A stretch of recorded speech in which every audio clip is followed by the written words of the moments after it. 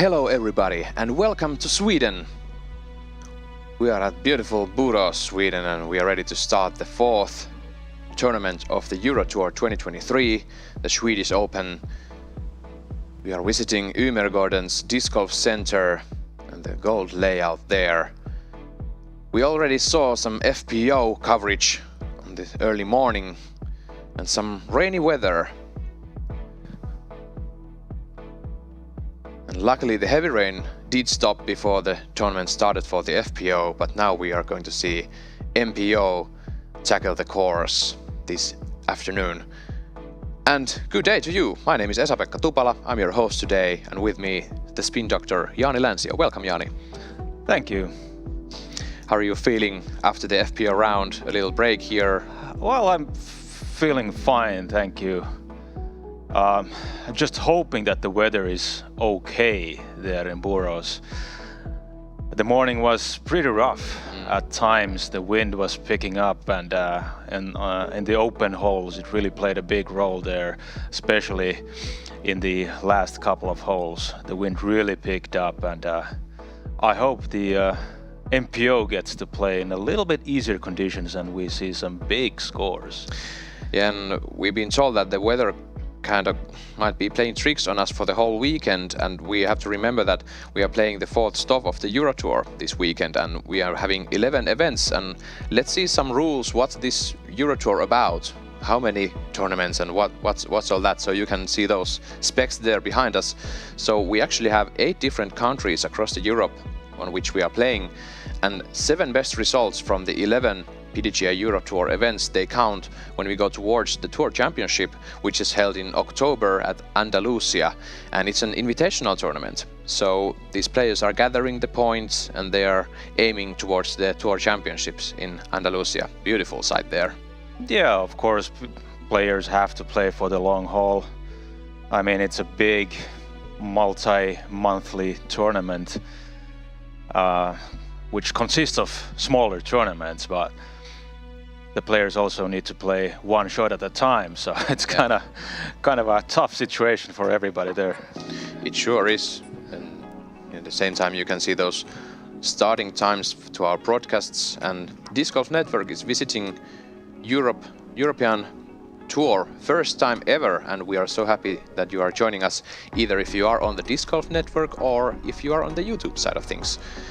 Here are the broadcast times, so 9 a.m. for the FPO and 4 p.m. on the MPO. And after this we of course have some American action going on from the Disc Golf Network, so it's pretty booked for the days on these weekends. Oh yeah, Preserve is taking place in Minnesota at the same time. Such different courses. Yeah. I mean, Preserve is of course beautiful, but they can play there in the open.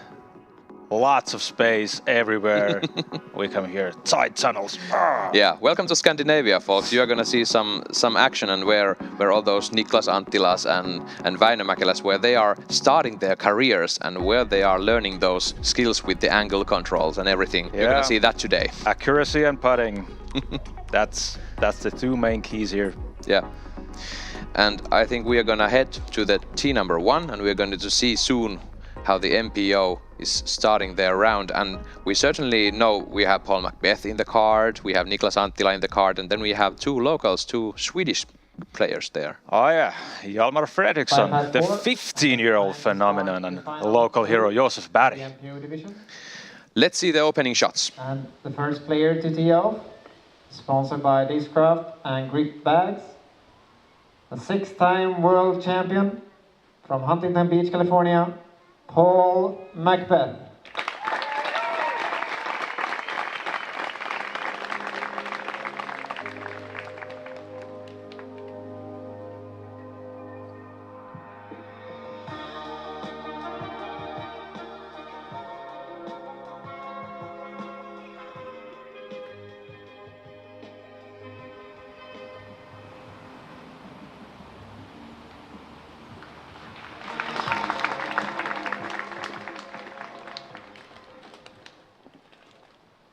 And second player on the card, sponsored by Discmania, a 2-time Finnish champion and the 2021 European champion, From Finland, Niklas Anttila.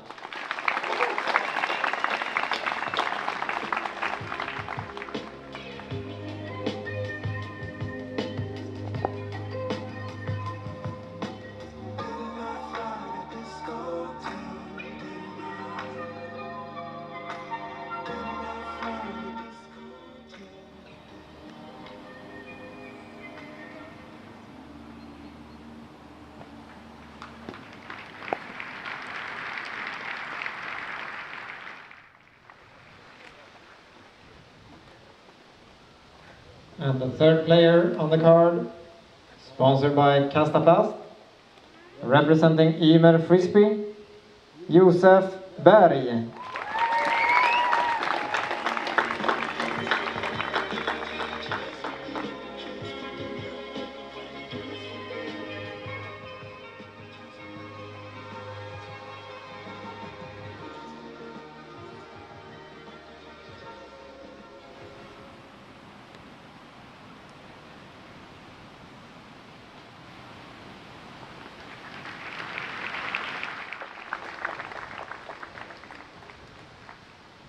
And the fourth player, sponsored by Latitude 64 and Qing, a two-time Swedish junior champion, Hjalmar Fredriksson.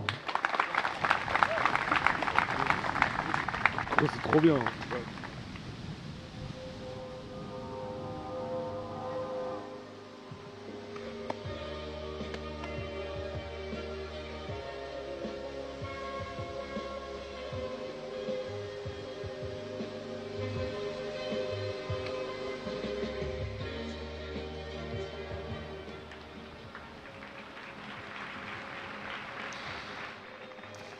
And here you have it, the MPO has started their Swedish Open round here at Ymesgården Disc Golf Center. Some great shots there.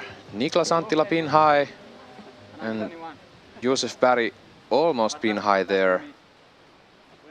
Hjalmar Fredriksson, 15 years old. 15, you heard it right. I mean, I thought Niklas is the one who we should be like, oh my God, he's so young. But now we have Hjalmar Fredriksson here. Yep, Hjalmar Fredriksson, really amazingly talented young player. And he's also a lefty.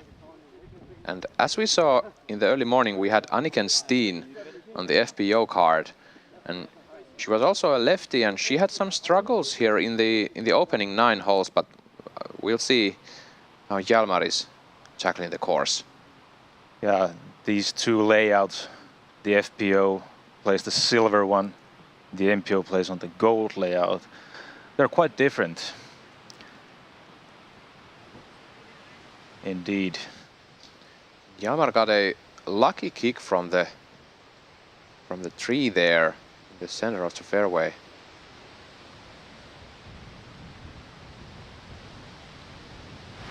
Just laying up for the par. And you might, Jaani, see there's some changes in the weather. I mean, compared to the early morning. Yeah. The sun has come up, but the wind also has picked up a great deal. Oh, for sure. Luckily they've been playing in the woods, but still, wind is certainly picking up. On this first hole we have kind of a tailwind going on. Moving on to the hole 2, we have wind coming from the right side of the fairway, so something to keep an eye out.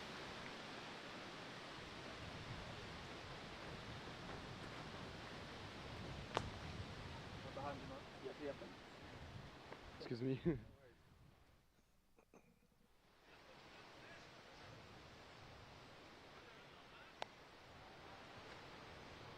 There's Josef Berg for his birdie.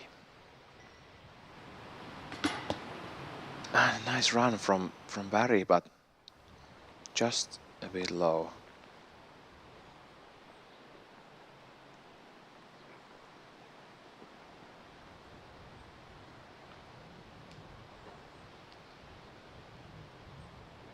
Niklas Anttila. Almost actually over the pin height. This is for birdie.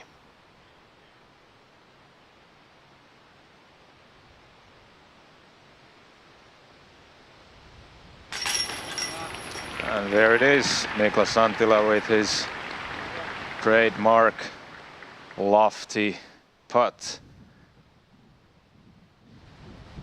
And I mean, Nice start for the round. it sure is. And as some of you may know, Niklas actually practices putting during the winter time so that he doesn't have the top of the basket or the chains on the basket. So he only has the pole and the and the cage. And that was a bit off center, that putt, but normally he's on the dot, on the pole. And I mean, with his style, you don't even need the change. It's such a high, lofty elevator putt almost. That looks like it just goes up and down. Whereas some of those spin putters, they're really striking the basket. we're going to visit hole 4 and see Bradley Williams. He's putting for the birdie.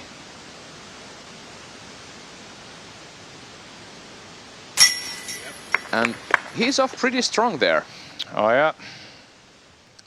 4 birdies in a row for last week's champion at the Crew Call Open, Bradley Williams.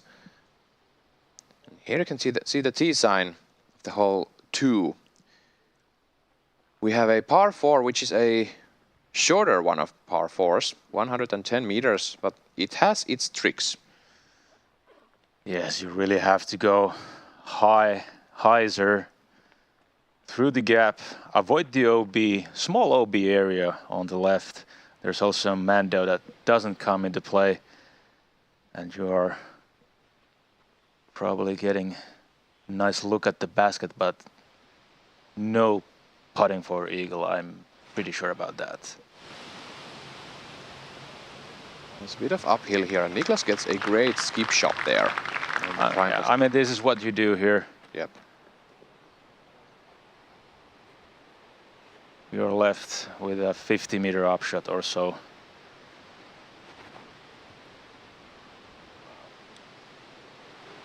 Paul driving his way up the fairway. There is an OB there on the right side, but these players are playing smart golf, avoiding the OB.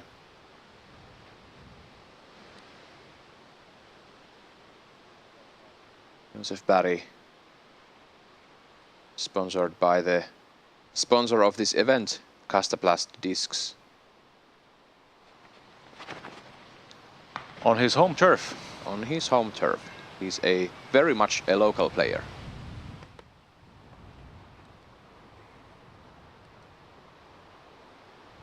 And the front nine really plays for the righties.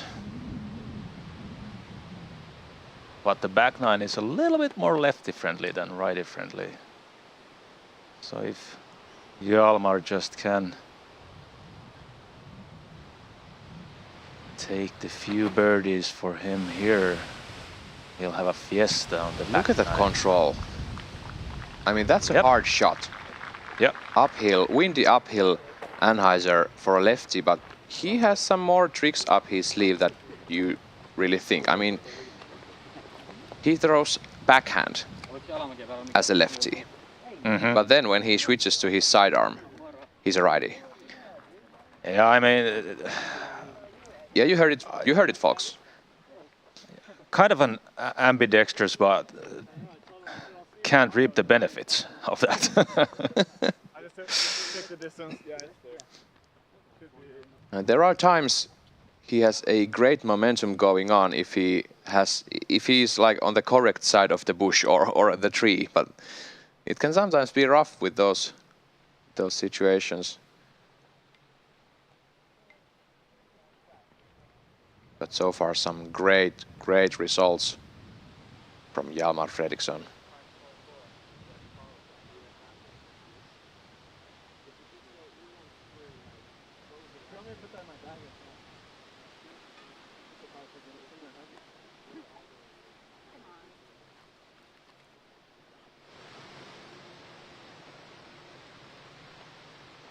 Joseph Barry. Waiting for his second throw, approaching with a slower disc. It's really exciting to see how these players are tackling the course with the wind. There are some greens that usually are windy, like hole 15 and hole 18, but now it's everywhere.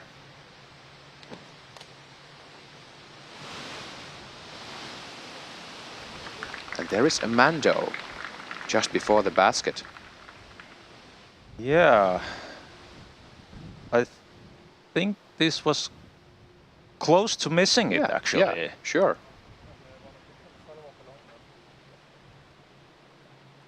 And it might get tricky if you don't have the optimal spot on the first throw from the tee.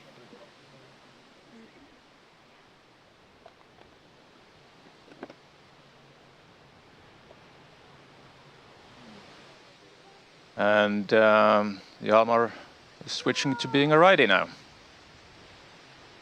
Sure.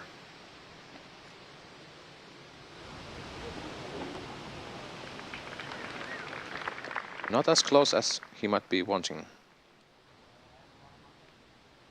Averaging fourth most easy hole on this day.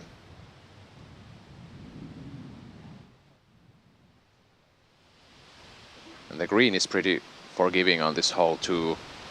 No big obstacles at the basket. And Niklas in a prime position. Expecting a flex with an overstable disc. Doing just fine. Ooh. Oh, Great. Too much power on that shot, but nothing too much to be worried about.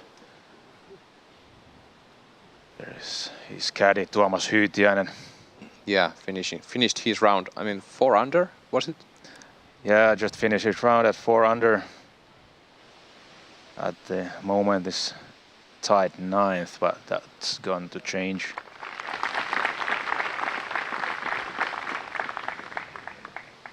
And we should point out that those fences, they truly are electric fences, but they are off the grid.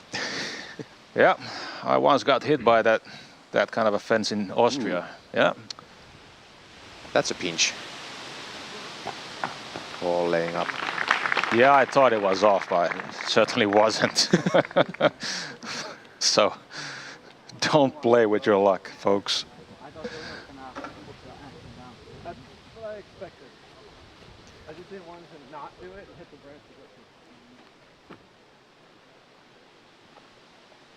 And of course, Paul Macbeth, 6-time world champion. 5 times European Open champion and 3 times US champion.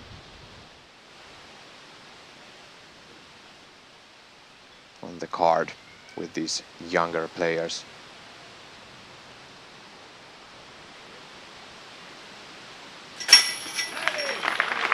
Great catch there for the par. I mean, It's a birdie. I mean,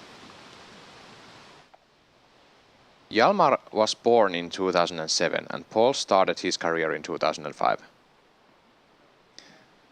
Yep. There's some perspective. Yeah.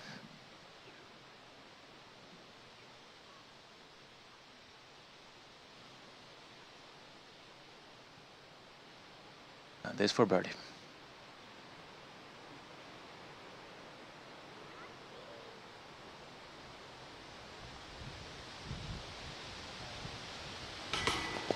And a bit low for Niklas. Maybe playing it a bit safe on the headwind.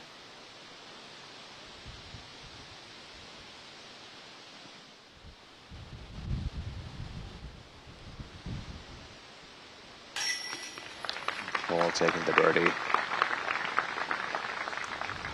And it's really early for the tournament, as you know, and it doesn't yet matter what you take on these first few holes, but we certainly can see some aspects if someone's putting hot or if someone's driving. Yeah, Or- you can really set the pace for your whole tournament. Let's go to hole 5. See Augustsson. I'm loving this one. This is looking great. Nice. Great upshot there. Yeah, not even going into the bushes. This one's a downhill shot. And I want to see that. That one is a downhill shot. And it's really great to see these two putter masters. I mean, throwing putter masters, Paul Macbeth and Niklas Anttila, to tackle that hole. But first, a little bit shorter one, the hole 3. This is one of those must-get birdies. Yeah, for sure, and Paul is not hesitating. That's how you do it. Yeah.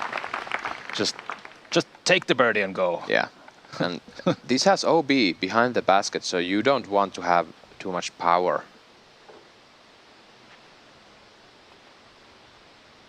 And Hjalmar is a righty for this hole.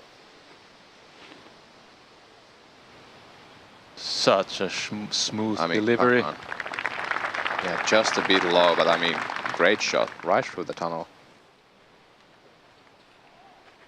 Is he looking at a spike hyzer?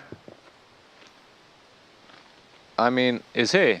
Is he really? I mean, he's not looking down. I mean, Goodbye. all right. That's the Simon line. Oh, No. too much spin on Is that that disc. Did That it might be stay OB. inside? That's a risky play from Niklas. I mean, I'm a little bit confused because that's a fairly wide gap for a player like Niklas. yeah. At the same time, I'm kind of liking this Yeah. out of the box play. Yeah, sure. We were just talking on the early morning route that there is not so much.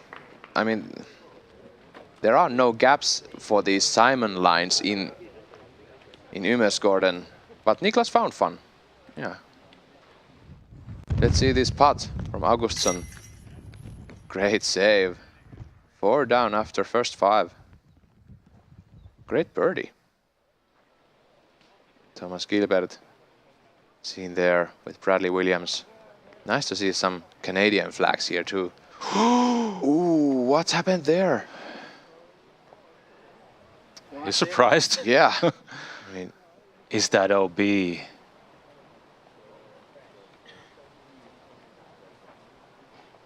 seems to be so. That's a big early mistake for Niklas. I mean, he's got to be thinking about that route tomorrow. Like, am I gonna take it? I'm kind of liking the showman aspect of Niklas. I'm not used to seeing that, but I'm encouraging that. But Yeah, that this was also a bad break. Yeah, this is not a hole to take a bogey on. Oh, no. But he is taking a bogey. Okay. Well, that my. can happen. That can happen Yeah. to the best of us. Yeah, sure. I mean, he's a human after all, and it's a good reminder of that.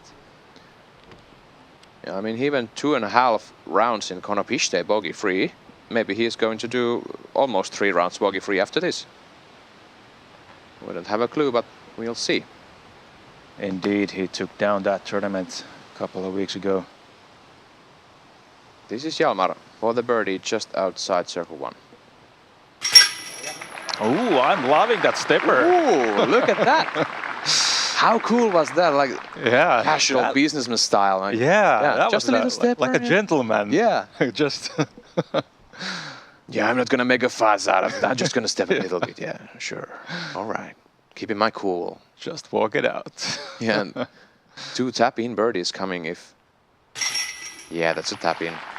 And Joseph Barry, putting with the Barry, driving with the Barry. K3 Barrys, that's... Goes with the name, and Niklas Anttila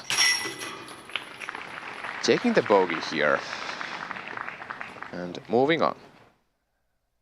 Yeah, he's got to be very disappointed. But that's history now.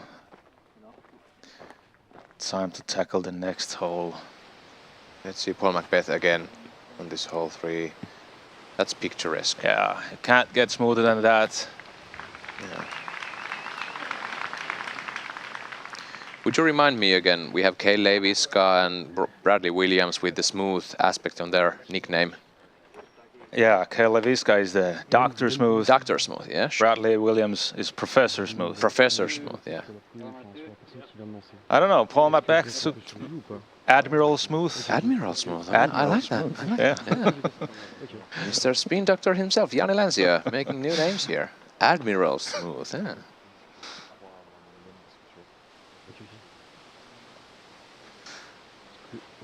All right, hole number 4. 158 meters.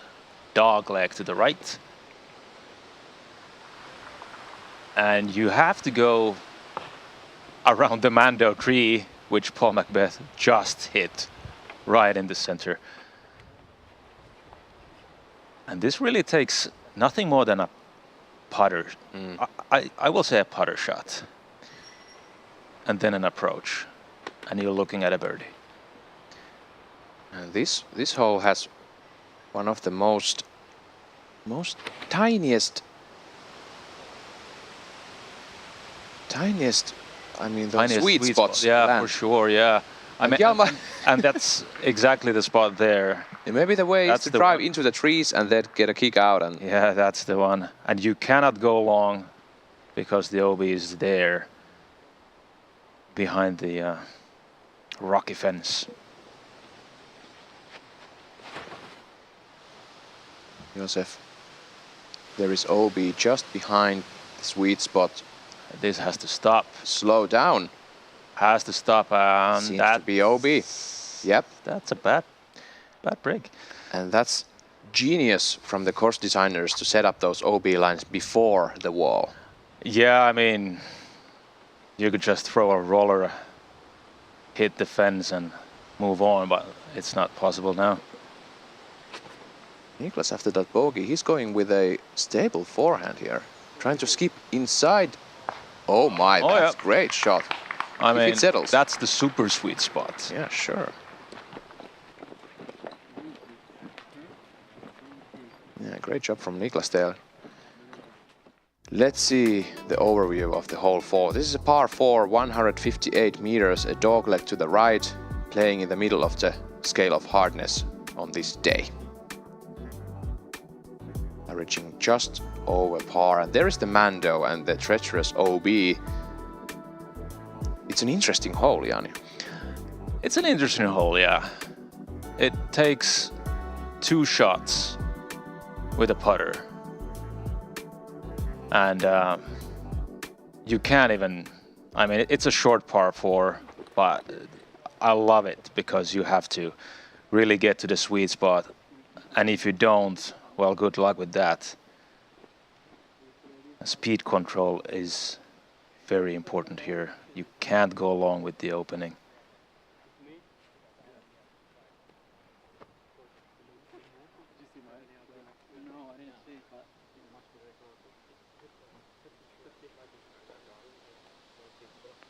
Hjalmar Fredriksson here, picking up his throwing putter.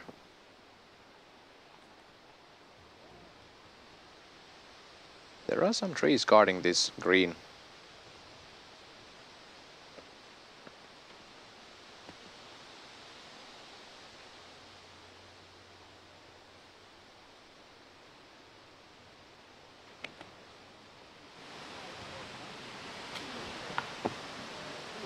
Hjalmar hitting one of them, but he's They're double checking if it really is OB, and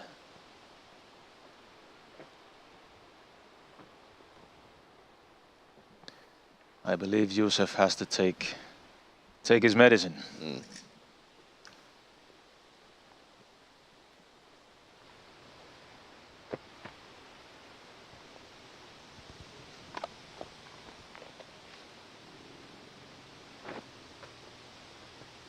And if you throw OB from the tee, you actually are not advancing to the drop zone. The drop zone is just for the mandatory.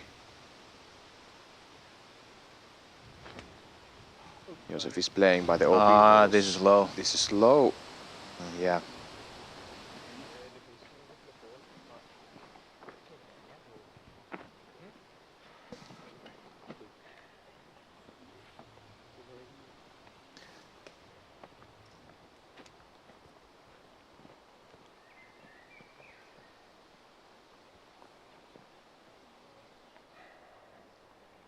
Now Mr. Paul Macbeth.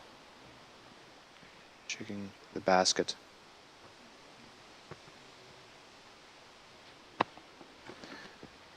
We are yet to see if Paul actually can start up his MacBeast mode here. He hit the Mando tree there, and he has to take the patent pending around the tree. And okay, well, there are so many ways you can actually use the trees. Yeah, there are. I mean, you have to utilize them best way possible. Yeah. That was 100% planned.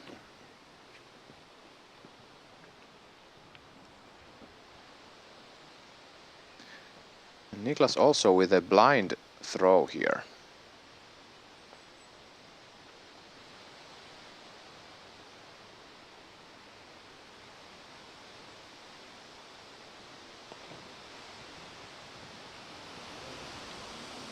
Is he going in? Ooh, great approach by Niklas. Putting for the birdie after the unfortunate bogey there.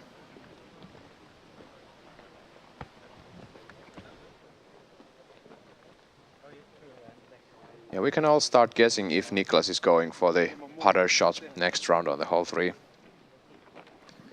Yeah, I'm guessing he will.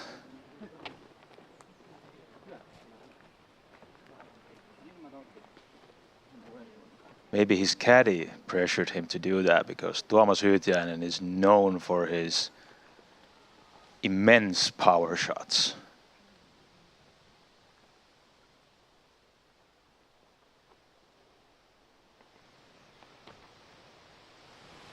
So if does this, yeah, it doesn't fade as he wanted to, but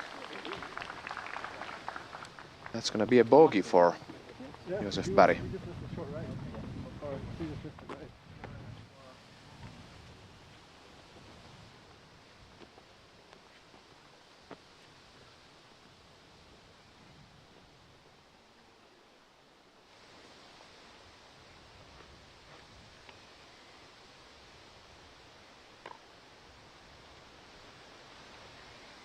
Hjalmar with the birdie.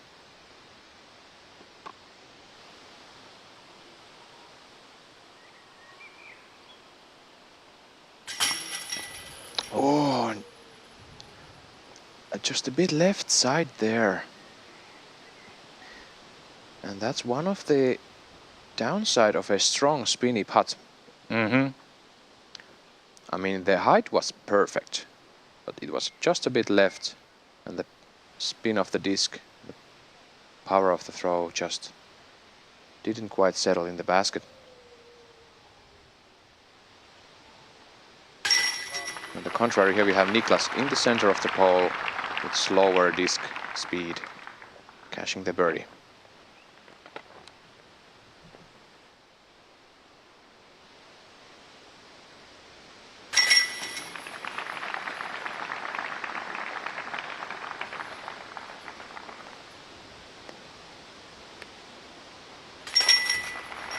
Yeah, what we're seeing from young man Fredriksson, his putting is very standard type of putting for young kids here in Europe, in Scandinavia especially. Let's see Paul Macbeth approaching this hole once again. I mean, you have to use the trees if you can. This is a class from using the utilities available. And with this, we are going to have a short commercial break, and we'll be back with you soon.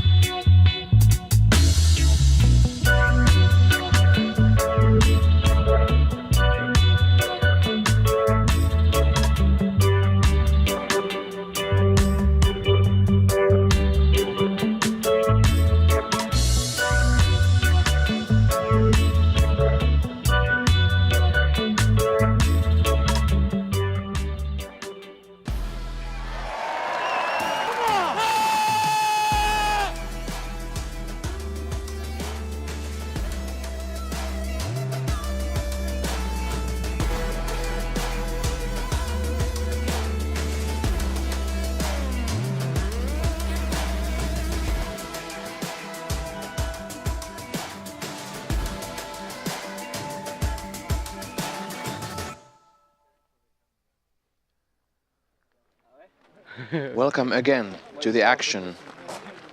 We are watching MPO coverage from the opening day of the fourth stop of the Euro Tour 23, the Swedish Open at Umeågårds Disc Golf Center.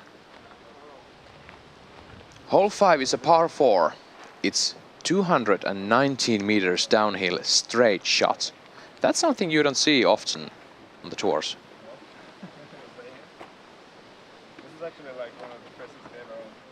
These kind of shots are so fun to throw. If you really can hit the gap, Yeah.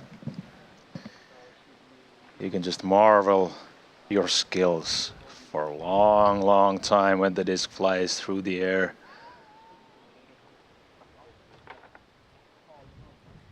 And I'm guessing they have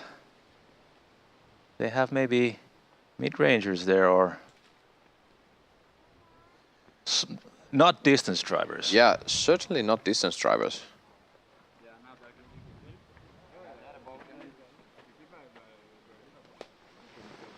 I mean, Niklas might be going with a spike hyzer, That would be something. but all the others are going straight down the fairway, sure.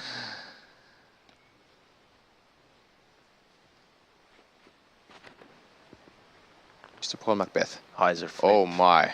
It flips It's too turning- much. Yeah, but it's going fast and far and into the bushes. I wonder if it went far enough. Yeah, Because that's otherwise you have to just pitch it out. But if it went far enough, you can maybe find a small gap towards the basket and not waste a shot just to get back to the fairway. this is interesting. Niklas actually has a faster disc on his hand.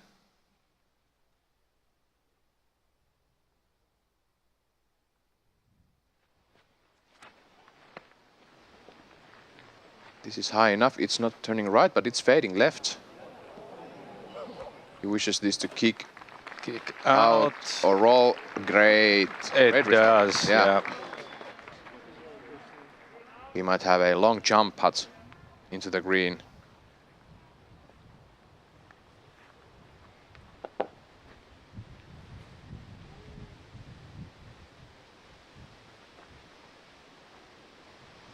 Hjalmar.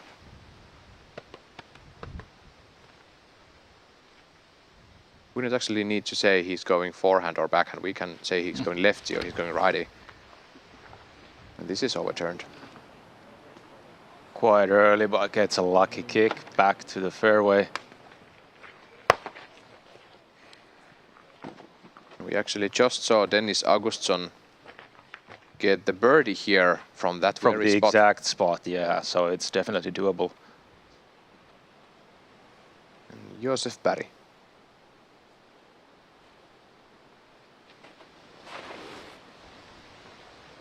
This is looking good. Yep. Right. This is going far. That's almost pin high there.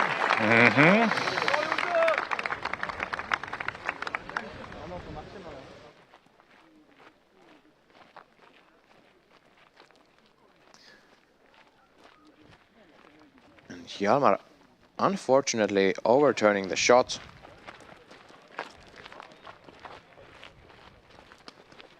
But he's in the middle of the fairway.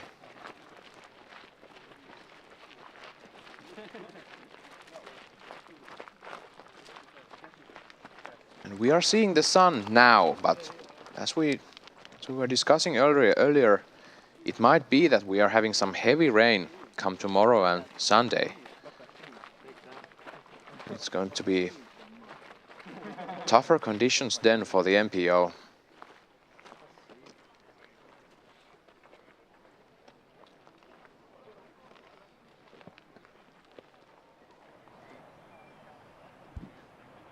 Young man Hjalmar. See what he can do. Look at that crowd, Jaani. I mean, they're Quite impressive. on the opening round. Friday afternoon.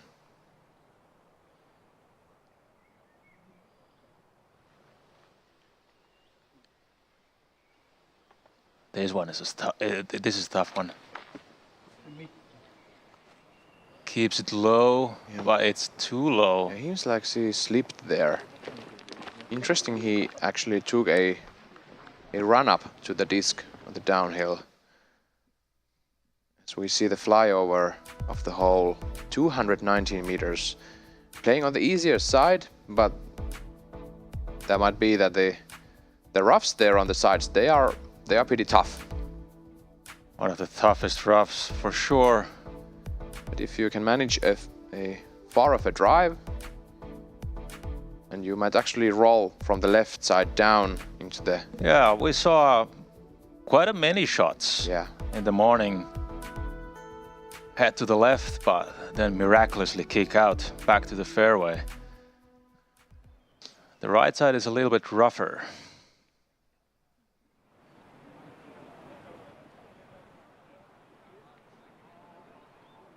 The gallery's looking good. yeah. Some weather conditions there. Temperature about 19 degrees Celsius. Humidity 41%. About 6 meters per second or 14 miles per hour. Wind speeds coming from the western Sweden. I mean, sure. The conditions are better for the MPO at this very moment than it was for the FPO, but it's interesting to see tomorrow. And it's gonna be, and it's interesting to see what Paul can do from here. He's not so far in the fairway as we thought he would be. He might just have to pitch out.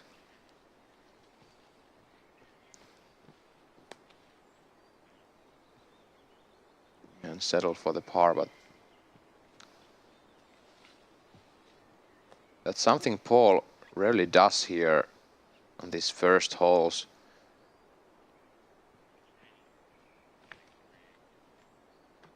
I mean, that's dense. Can he really find a gap out?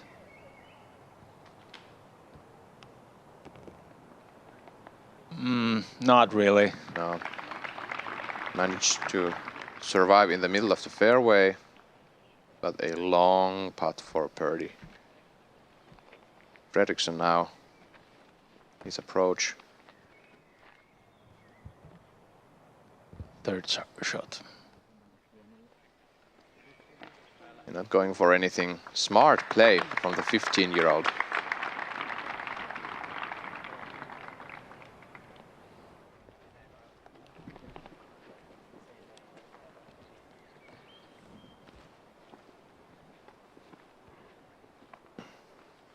And Niklas Anttila with a huge drive. About 160, 170 meters downhill. He might give it a small run. Yeah, sure. No OB there. No. Having none of it. Just laying up for the birdie, and that's a wise decision. I mean, we're just starting out here.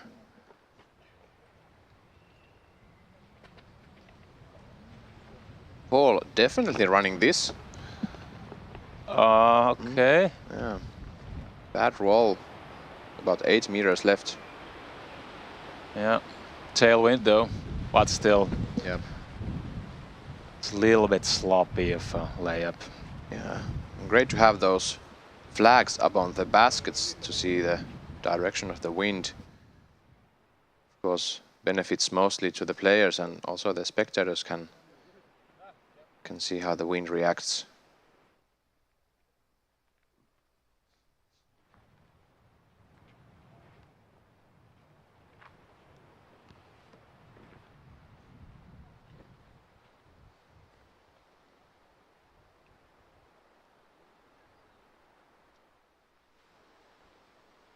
This is Josef.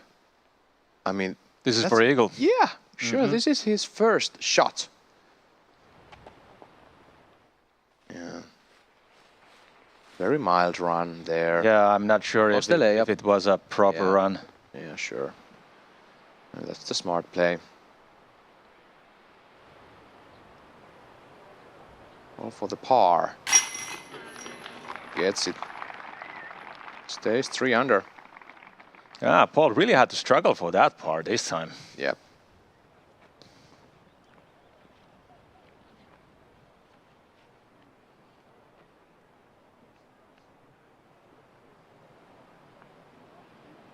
Niklas for the birdie. Ah, Bugs getting in his eyes. mosquitoes or Yeah. horseflies. Just bad timing.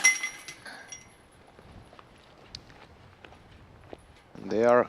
You can see those positions they are in after these first 5 holes, and as you know, they practically in this point they mean nothing because they have such a long way to go before the last hole. We're going to visit Thomas Gilbert. Yeah. Great putt there on the hole 8. A bit of a slow start for the Canadian. Yeah, sure.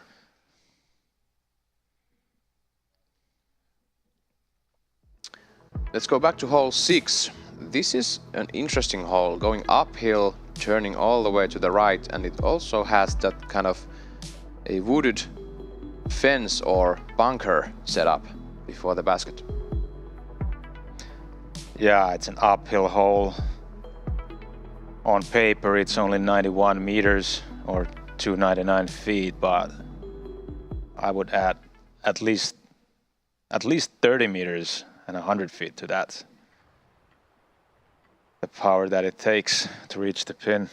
And as you saw, a couple of trees missing from the T sign there, but you really have to navigate through a tunnel.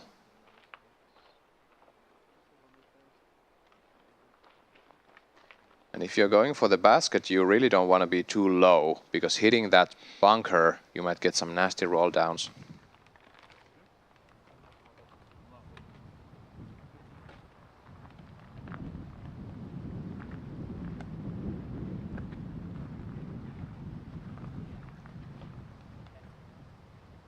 And as we see Niklas Anttila getting ready with his drive. The wind is still constant here at the woods. Borås, Sweden.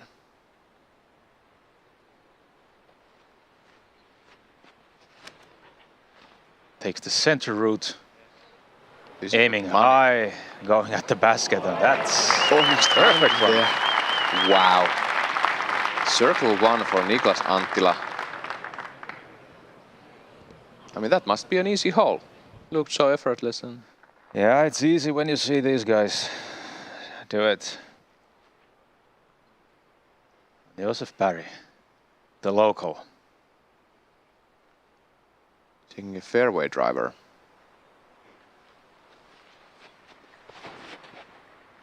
Taking the left route and hits the tree, and that's a bad pick. Bad.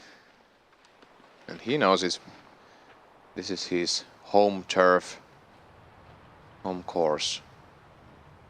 He's been there before. Yeah, countless of times.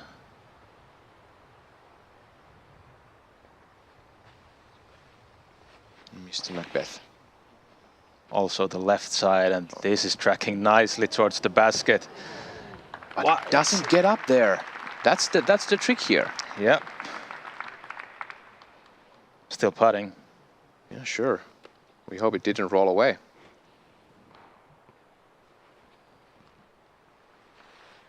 Now for the 15-year-old Swede, Hjalmar Fredriksson.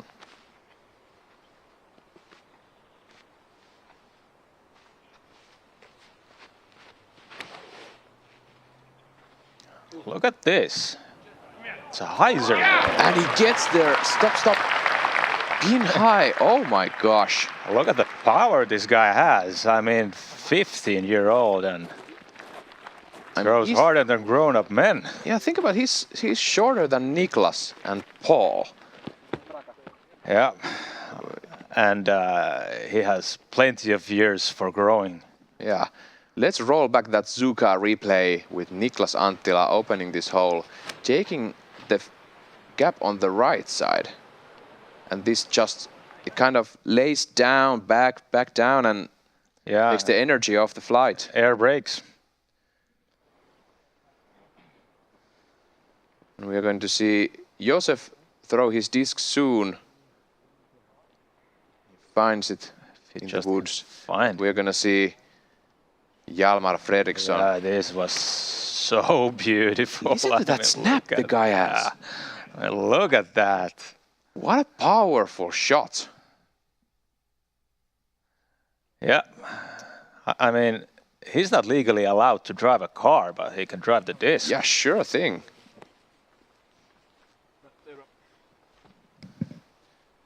I mean, give him the wheel of a truck and he'll throw that 100 meters. What? Yeah. Oh my.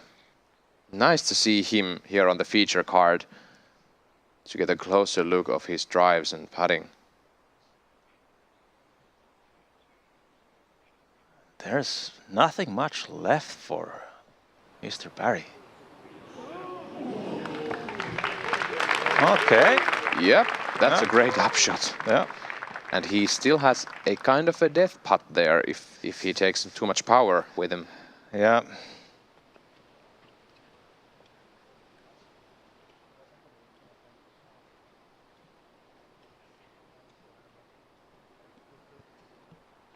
And as the players are progressing there into the green, we are hearing that on the YouTube side we have already over 3,200 people there watching. So great to see you guys there. And I have to remind you, after this first round, you're not going to see anything on the YouTube. You have to go to the Disc Golf Network as we see Paul putting for the birdie uphill.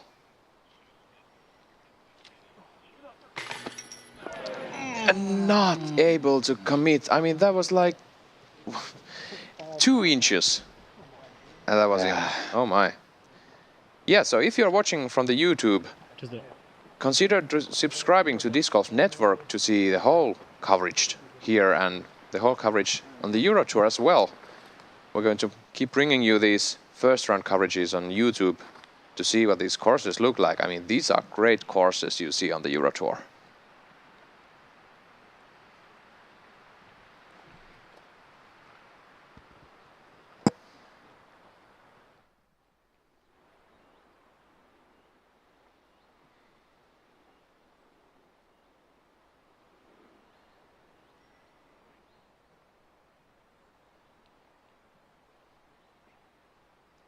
Josef Barry for the birdie. I'm sorry, for the par.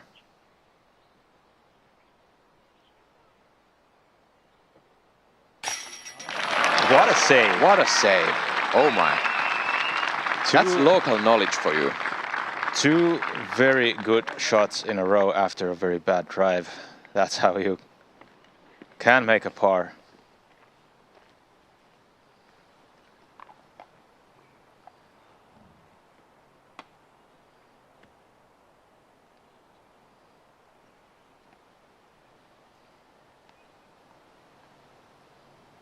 Fifteen-year-old Hjalmar for the birdie. Look at that. I mean, looks down, looks up, spins the button. I mean, there's no fear in that putt whatsoever. It's a very typical for the Swedes.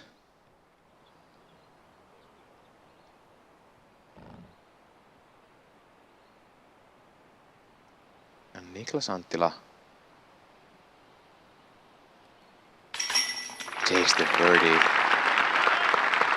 I really enjoy watching Niklas's putt. He's getting more and more lifty with the putter. Yeah, yeah. Those tours in America and conversations he's had with many pros, I mean, they must be changing his mental game for these scenarios. Yeah, and I think I saw the first couple of putts were a bit different. I mean, he was using more of his wrist and now he's just lifting it, and it's a bit slower too. Yeah. Let's go see Hjalmar Fredriksson on this hole. I just love this. What a nice hyzer. Oh, and, I mean, he was hyzer the whole way. He really didn't get any flex or lift up and there. center. I really no hesitation. And why would you hesitate when you know how to putt? It just reminds me of the great Swedes Can I go a little bit more left? from back in the days, like Jesper Lundmark. Very spinny, hard that. putting. Yeah. Now.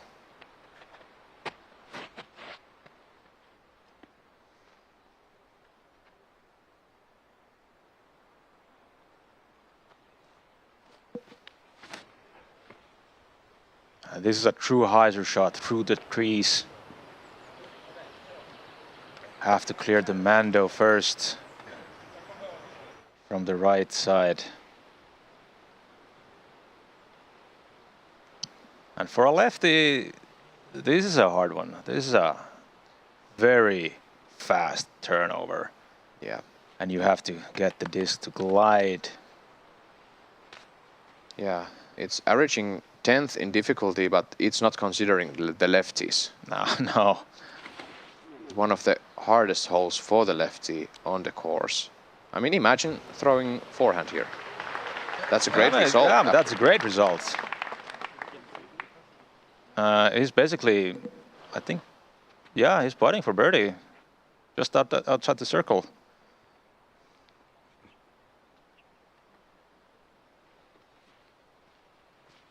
Joseph Barry looking high.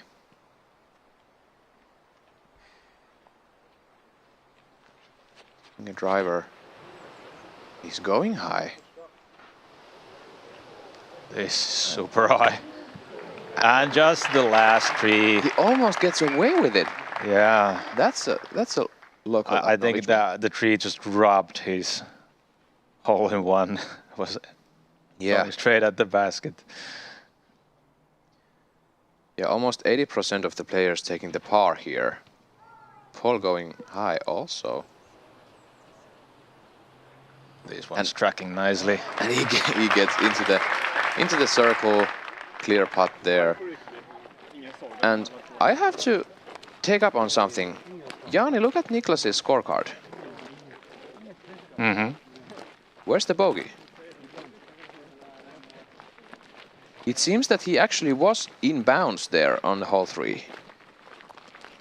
And we were just in the... Yeah. Maybe it was in bounds. Yeah.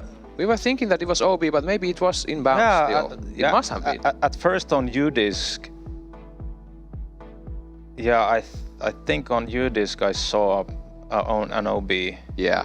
But they probably have corrected it afterwards. And that's lucky for Niklas. Good for him, as we see the overflight of the hole 7, the 112-meter par 3. But yeah, Niklas is 4 under for the tournament after the first 6 holes. Paul Macbeth and Hjalmar Fredriksson 3 under for the round. Joseph Barry currently 1 under. And here is your leaderboard. All of those finished rounds. 8 under is the hot round from Peter Lunde on this opening day. That's a solid score, -8. -8 is a solid score. I would have predicted something like -8, -10 being the hot round. And Niklas is in the circle too. And he might be giving this a bit of a run. If he doesn't have any branches.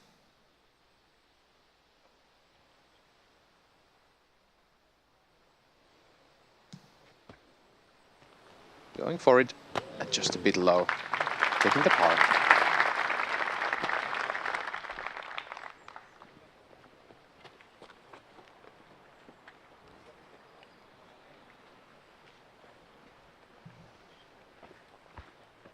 There are few places on this Euro Tour where Niklas can feel as home as he feels here in Sweden. Hjalmar almost ringing it. Great effort from the woods.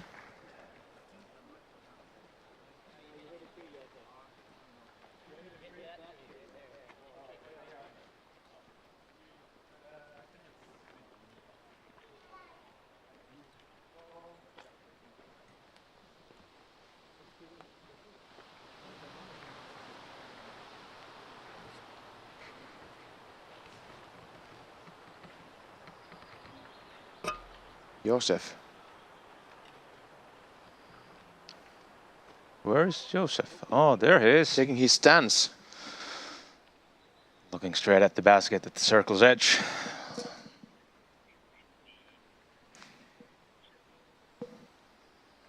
For the birdie.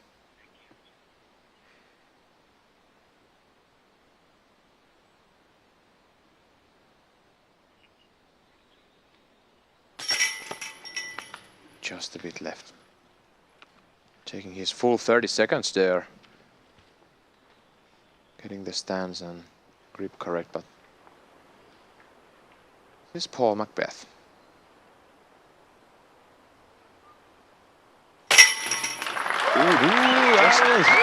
It's there, it's there. Yeah, that's not a cut from end of Macbeth, discussion. there. Yeah, It's- sure. yeah. Yeah. Let's move forward. Yeah, sure thing.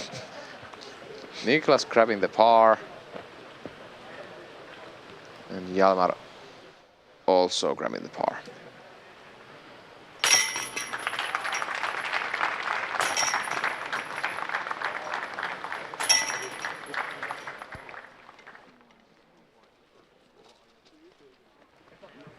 And the putting game was something that Paul was actually struggling heavily with at Grukol, Norway last weekend, and he actually said after the second round that his putting was on, but it was in the center the whole way, but he was hitting the cage, was hitting the band, and hitting even the pole under the cage, but just couldn't commit to the perfect height.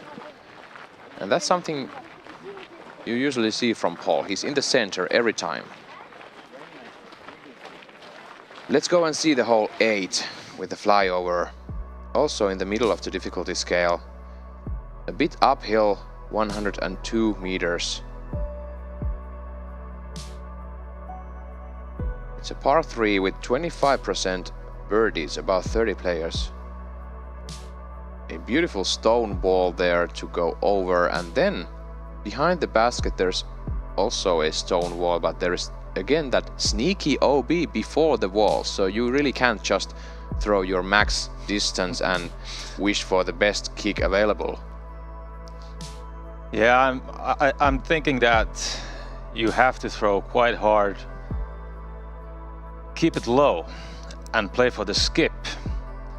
So take the last few meters with a skip, but also you have to throw high enough to actually clear the stone wall. It's a beautiful, one of the most beautiful holes here in Borås, Ymergårdens Disc Golf Center.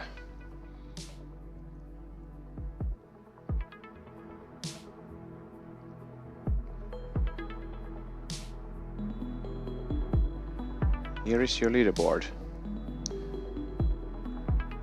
We'll see the U-Disc course close-up next coming at you. The U-Disc, of course, being the app for the disc golfers. We are at Ymergårdens Disc Golf Center in Bramhult, Sweden, and it's ranked 5th best course in Sweden, 4.5 on U-Disc. Built on 2010 and getting a big makeover in 2022, and the 2 layouts on 2023 finalized. It's a par 61 for the gold layout that MPO is playing, about 2,317 meters, 7,500 feet, and some holes to see are hole 2, 10 and 18. And yeah, you're gonna discover over 14,000 courses there on U-Disc. Yeah, 14,000 at the moment. Tomorrow, yeah, probably 15,000. Yeah. I mean, it's growing so fast, especially here in Scandinavia. It's hard to imagine how much courses we have here.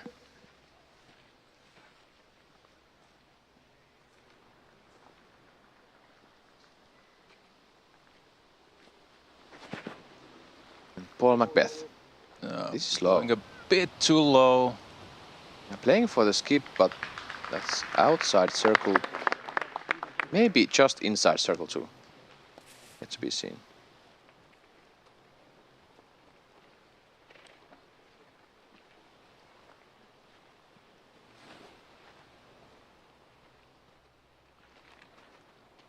Here you can see it's an uphill hole, and a slight slope from left to right, but that's really not coming into play. Niklas taking a driver. This is looking better. Yeah. Now Skippy. Catches the Skippy. late tree, Hooray. but rolls back towards the pin. Hjalmar. Still 3 under par for the round. And that's not a bad score on the front 9. Still bogey free.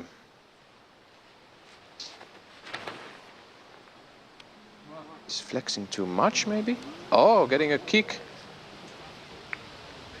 And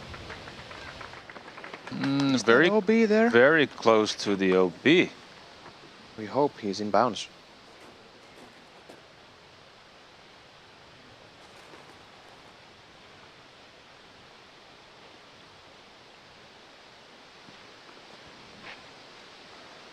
Yusuf Barry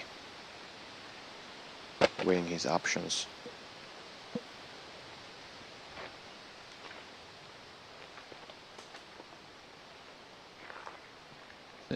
Looks like he's aiming somewhere high.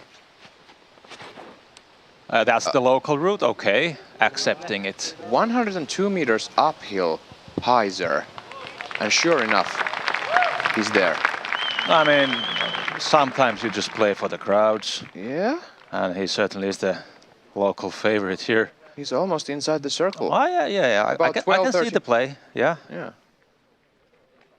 Wonder if Niklas is going for that on the next round. Yeah, Tuomas there. Yeah. Whispering in his ear. Yeah. Firstly, take off that disc under your shirt and then draw the spike Heiser here next round. Keep my hands free, you know. You never know when people want fist bumps. Giving some pro tips for Mr. Paul Macbeth there. How to carry your discs around Yeah, sure. inside the shirt. I mean, why not? Some Finnish traditions. Not using a bag.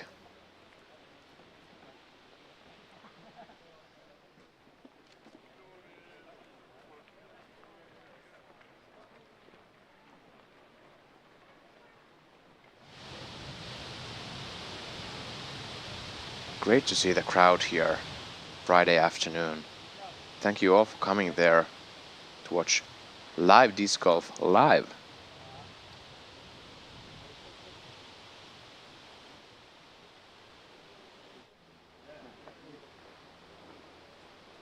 They're And they are checking judging. if Hjalmar actually went OB or not.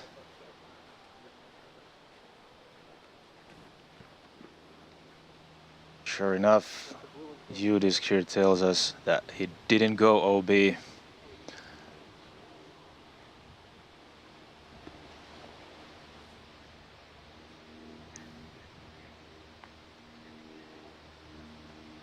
This is a tough one, but you must run it with, I mean,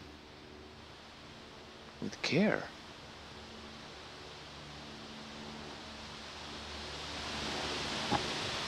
And stay in bounds, yeah, sure. Taking the par.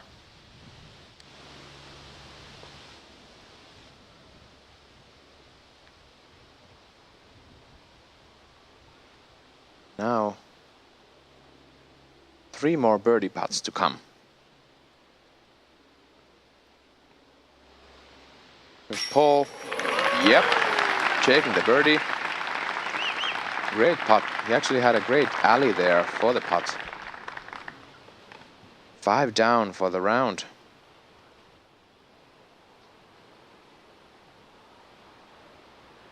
And Yusuf Barry for the birdie.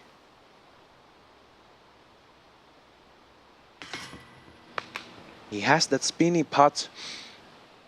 He utilizes a lot, and it's not been working for him this round as well as he imagined.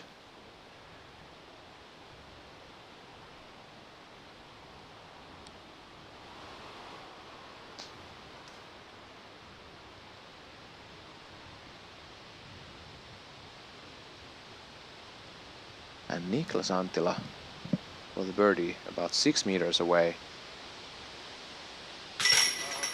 That's there. And look at that form. Yeah, that's Nikke-nosto for you. It's a term in Finland where you put all your weight on the front leg and just swing your hand like Niklas does. And nosto means to pick up. Yeah, I mean, it's like a full front lean there. Nothing on his back leg, just... It looks like the arm is just like a loose string, or like a pendulum. Yeah, it's a pendulum. Yeah. And this is Augustsson almost jumping out of the cage there. Also, super talented young Swede, Bradley Williams. And Joona Heinonen there. Great to see him on the course.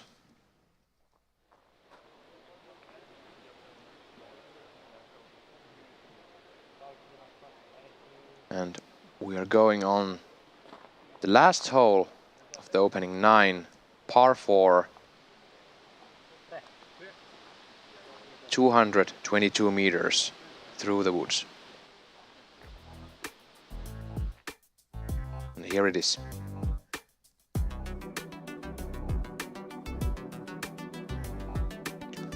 Playing second hardest on this afternoon, averaging 4.61, and no wonder.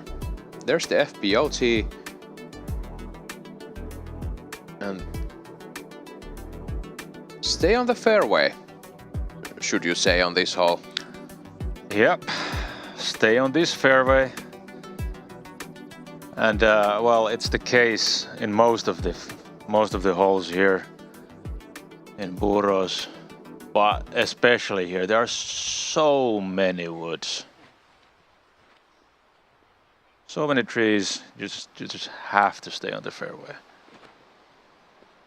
Paul Macbeth ripping his shot. And it hit a tree, and now it's off the fairway.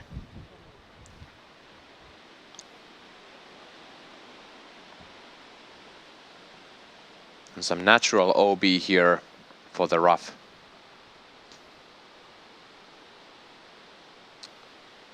And it's, I mean, the players wish there was an OB here, so they would get back onto the fairway.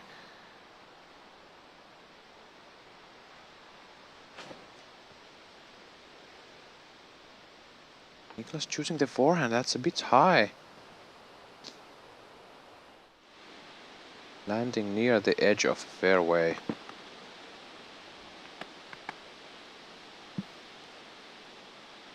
And this might suit for the lefty.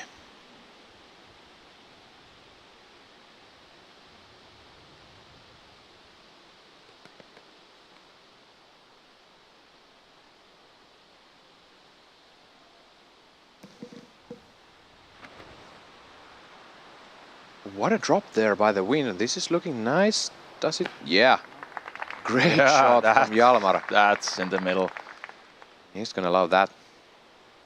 But what is he gonna do next? We're about to see. Yeah, sure. I mean, I don't know how to guess what that man's gonna do. Yeah, because it's maybe we'll see a righty sidearm. And the local man going backhand, but that's too wide.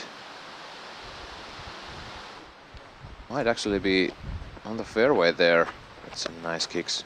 And just have to point out the great idea of guarding these trees, protecting the trees, because these trees will get hundreds of hits from us amateur disc golfers.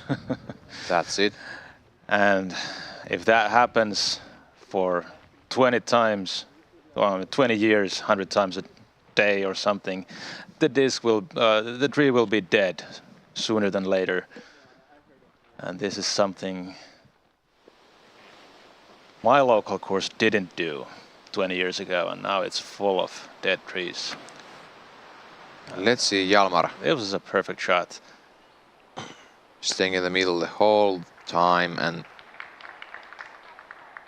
yeah, he's just there. Might be a bit behind the tree, but there's a second alley going from the left side of that guardian tree. And Niklas letting the people know on the right side that be prepared. Here I come.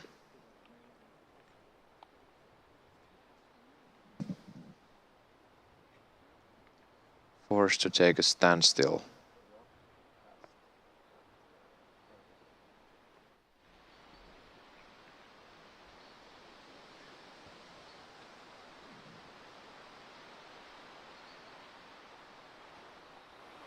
Can he find a gap? I mean, there are plenty of gaps, but can he hit one? He did. That might be still in the forest. Too much to approach the green. Great. Double duty there for the cameraman.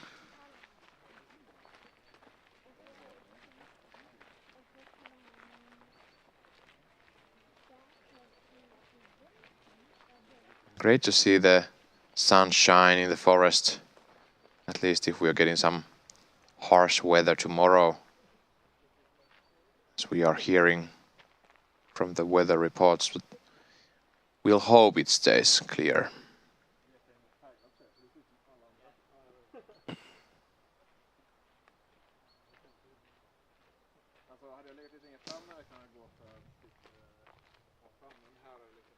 And Josef Barry weighing his options on the treacherous fairway of hole 9. I mean, 222 meters in these woods for a par 4. Yeah. At some point it might start to look like guerrilla golf. You just never get out of the woods. And only 5 birdies for the day. With them, names like Nate Perkins and Leon Sonnleitner.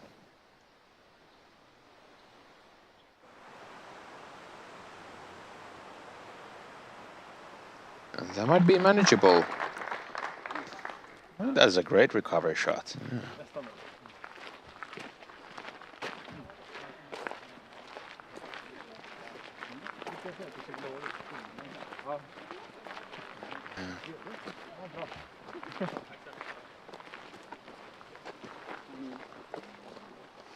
And look at this.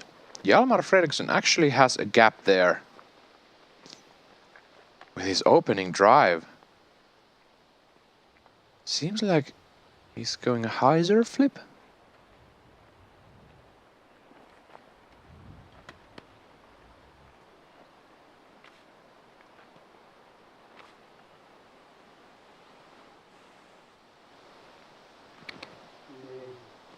Indeed. The hyzer flip turnover, not something he actually wanted. And maybe he was aiming a bit more high.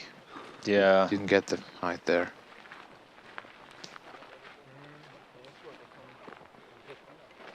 Sweden has a great tradition of producing these amazing young teenagers. I remember 15 years ago, Linus Åström,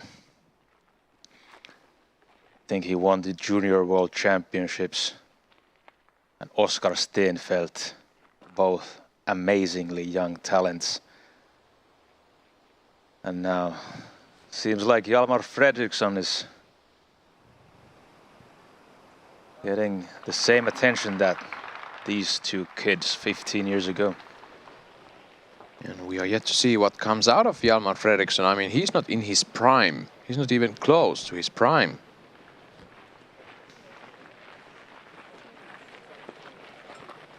I mean, think about him in 5 years.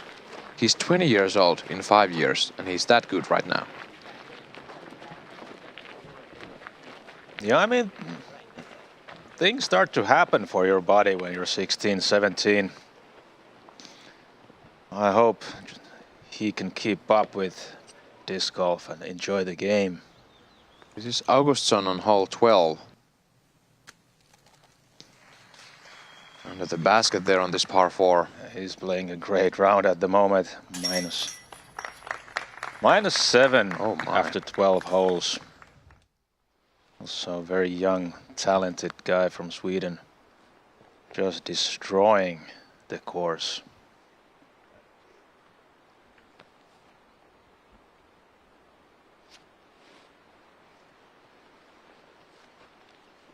And if you are just joining us here in Disc Golf Network or on the YouTube, we are at Bodø, Sweden for the Swedish Open 2023, the 4th stop of the Euro Tour. My name is Esa-Pekka Tupala and I'm here in the booth with the spin doctor himself, Jaani Lansio. And we are very happy that you're joining us here to see the MPO coverage on the opening day. And this is now Josef Barry and his 3rd shot on one of the hardest holes of the course. 2nd in difficulty to this moment. And is he getting through? Oh, he is! Oh my! Indeed, getting through. Beautiful execution there.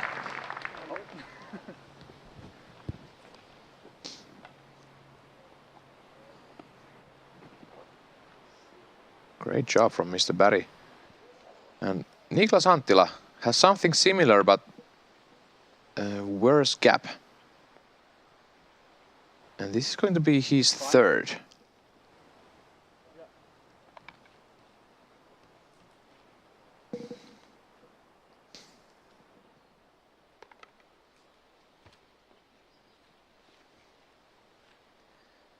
This is tough, folks.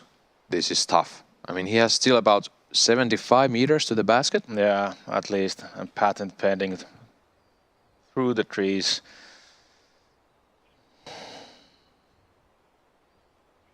The crowd is still and silent. Does it have enough of a fade? Look at this shot from Niklas Anttila. He's there beside the basket. Yeah. I mean, that might be the highlight of the round so far. That was crazy. I mean, it's a lot harder than it looks like from here through the camera. Oh my. I mean, Paul has a simple fairway shot here, and he misses the gap. The tree. And no applause. Yeah.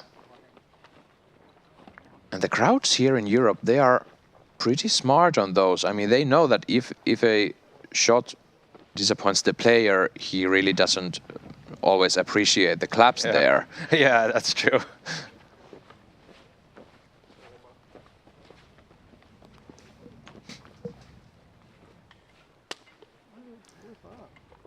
And Paul really wishes he could take that back and throw it under the basket.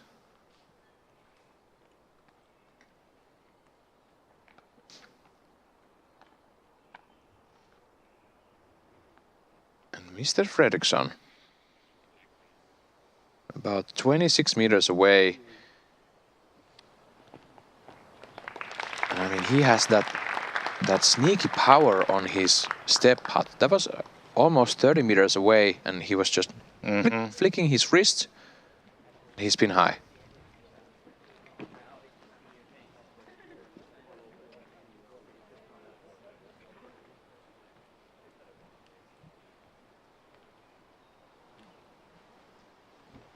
And this is Paul for par. And again, hitting the basket perfectly, but too high. Paul checking his disc. Yeah, I mean, if you hit the tree here, you'll get a bunch of sap stuck to the disc, and it'll be a sticky one for a while.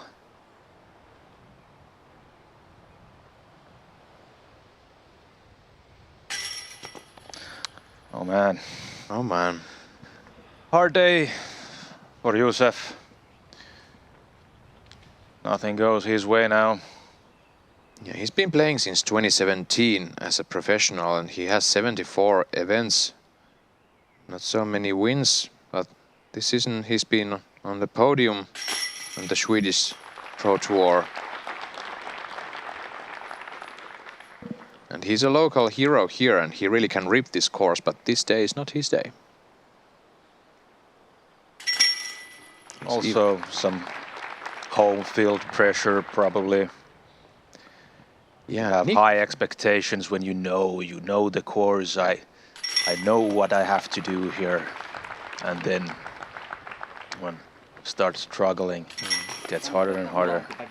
And Paul Macbeth losing his bogey-free round here at hole 9, and he's surviving 4 under for the opening 9.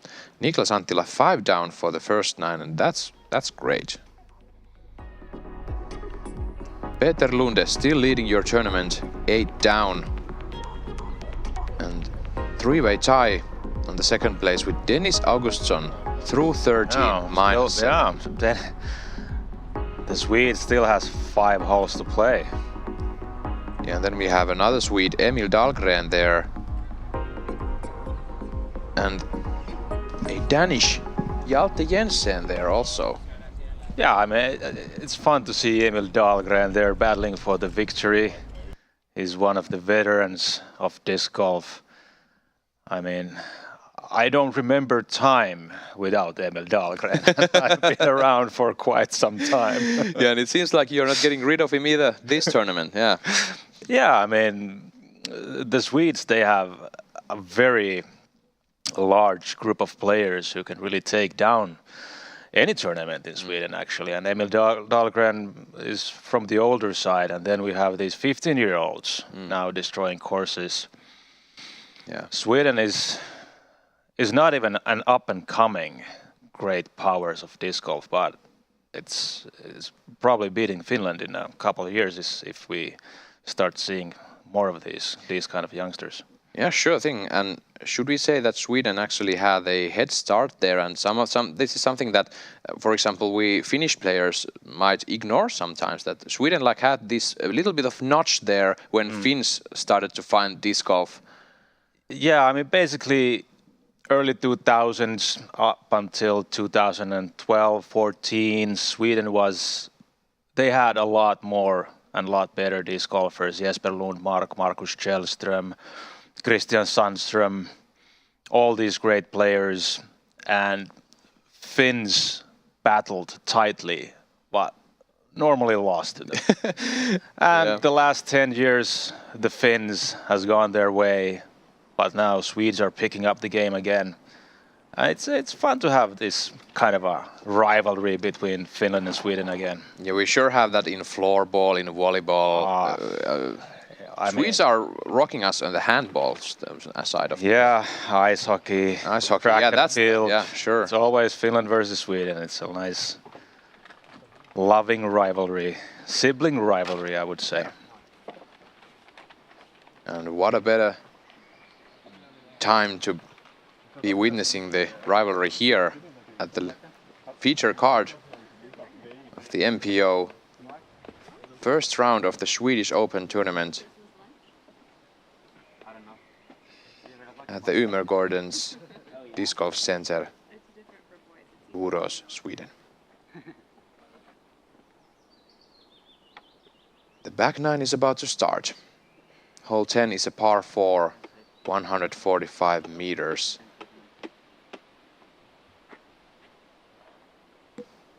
And playing 7th in difficulty, but that comes from the bogeys. There's 33% players taking the birdie here. Yeah, lots of birdies. Yeah. Lots of bogeys. Yeah. You can see the hole here. And yet again, you have to pierce the gap through these trees, which are very considerately protected from getting too much disc hits. And somewhere around here there's also an OB area. You see the stake there.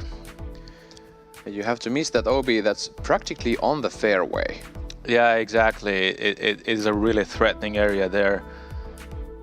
But once you clear it, you can start planning for your birdie, I guess.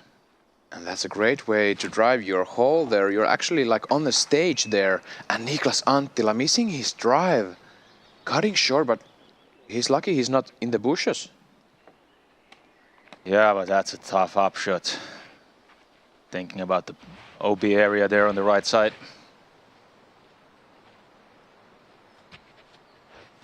And it's these little things, as we call when you come to Scandinavia and come to Europe. These little things on the courses like those tee pads and tee signs and that protecting the nature there with those covers on the trees. And as we saw in crew call, we had those smart little signs that lead the crowd or lead the players to the right spots. That's something they like to do here in Europe. This is a massive tee pad here.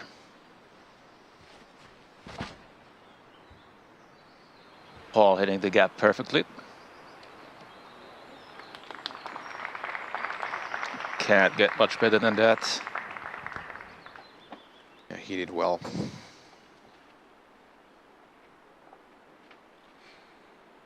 Now Josef Barry. Fresh start for the back nine. Now that's the play. He makes it well. It's the green flag, it's the applause. And now it's left to see if Niklas Anttila plays a shorter of a shot or does he have a gap? Augustsson. Sure thing, nice putt there. That's a birdie and going 8 down. 8 down. Tied for the first place and he has 4 holes to go. Yeah. Big things happening there. And there are some second card. Difficult holes coming up, 16 and 18 for Dennis. We see Thomas Gilbert.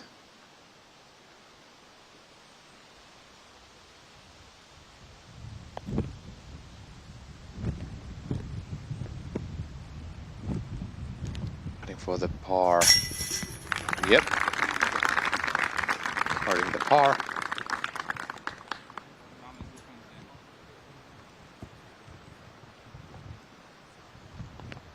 Bradley Williams. Champion. Yeah. Bradley Williams. Taking the par, and on their card we have Joona Heinonen also. He's bogey free, but he's 5 down, so a bit of slow for Joona. No, not so many birdies. Doing just fine. He also has 4 more holes to play. And Niklas has 8.5 more holes to play. I'll just have a gap. Look at that wind there. He's going. He's laying up. Yeah, inbounds. Playing for the par. But the trees there, they are dancing in the wind.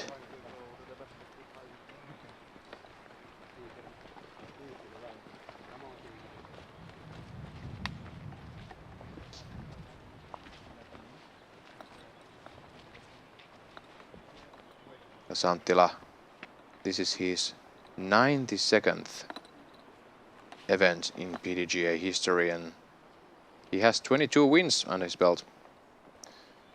He's a member since 2017. That's a year when Hjalte Jensen was 9 years old. Yeah, and it took him 4 years to take down the European Championship.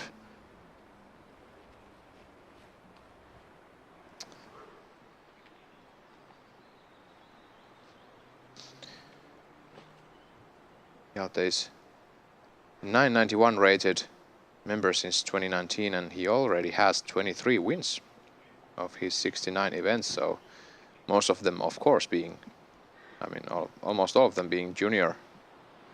Yeah, but it's nice to see Almar play open. Yeah, for sure. Oh, that's a release. Super bad skip. Off the tree. And frustrated Kick for a off reason. the tree. No.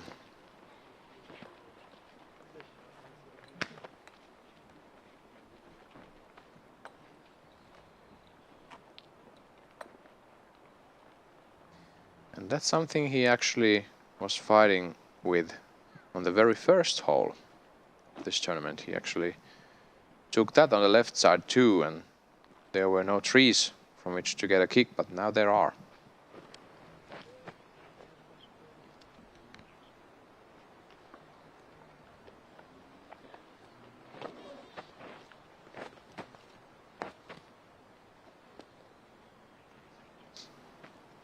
Joseph Barry, he's in a prime position here.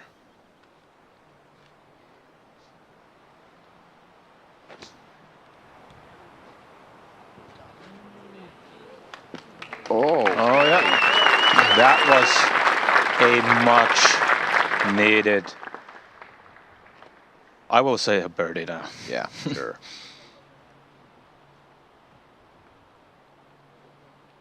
He will for sure take a birdie there. There and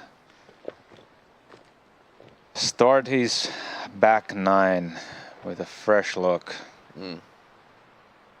This is Niklas playing for the layup par. This also has some OB lurking behind the basket, so you can't really go too long. Doing great. Mistake. Yep. And that's how you save a hole. Hitting third or fourth, first available. I mean, Yeah. playing smart golf. This is Paul. Great shot from the tee. Looking great. Going for the basket. Oh, hitting it straight into the pole. I mean, look at the guy. Even if he's 80 meters away, he's hitting the pole center. Yeah. He just needs to pick up his height on the driving range and on the putting green.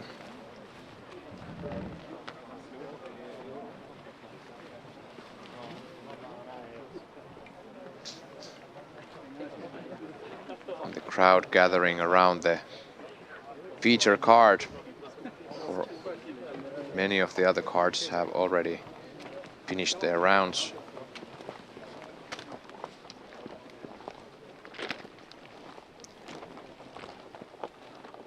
We are actually on the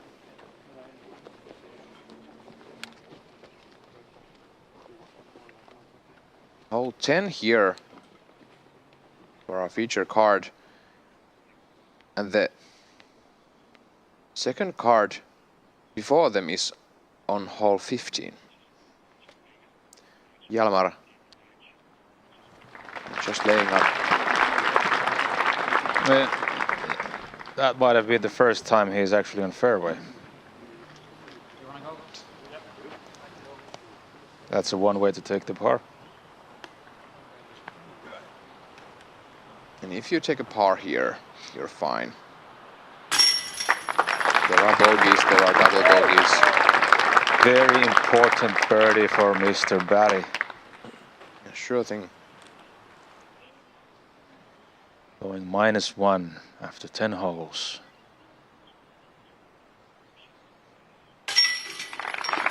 Yeah, great save from Niklas. Keeping the bogey-free round alive.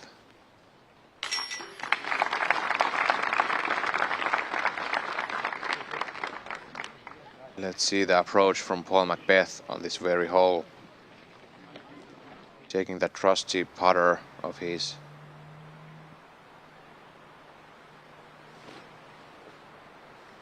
I mean, that's how you do it. Yeah. Picture perfect approach. Joint. Hitting the pin. Not too much power. Not too much height. Just the right amount. This is now hole 11. Par 3, 89 meters. I would say this is one of the Yeah. must get birdies. Only 89 meters. Anheuser, a little bit uphill through a very wide gap. So there is no risk to speak of. I mean, all of these players, they are just expecting to birdie this one. And this hole is the same for the both silver and the gold layout. So both FPO and MPO are playing this tee and this basket.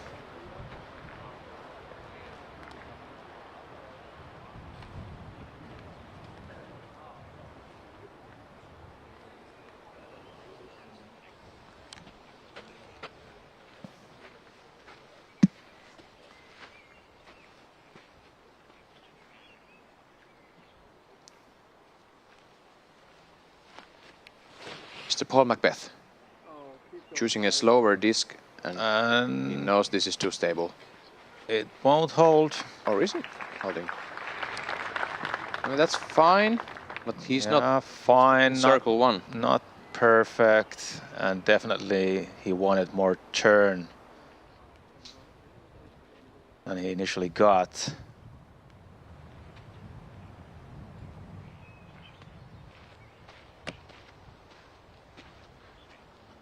And this is a hard hole for a forehand shot.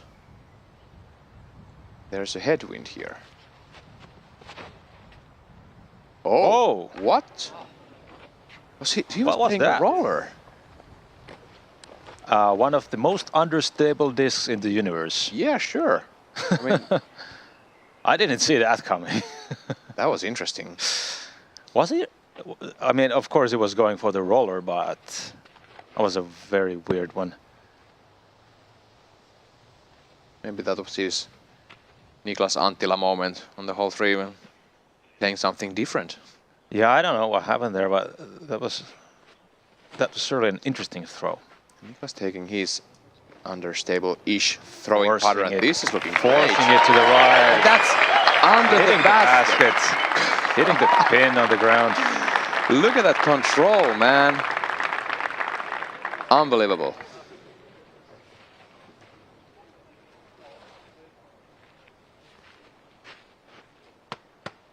Wow, and we have Hjalmar Fredriksson left. What's he gonna do?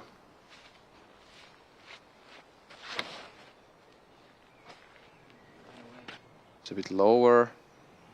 This one needs this. Didn't hit the gap there. Yeah, but even if he had hit the gap, it still needed some skips to get to the basket. It was a little bit too low from the start. I like this, but he is gonna like mostly in the air. Same with me with the Swedish. What a shot from Niklas Anttila. I mean, with the putter.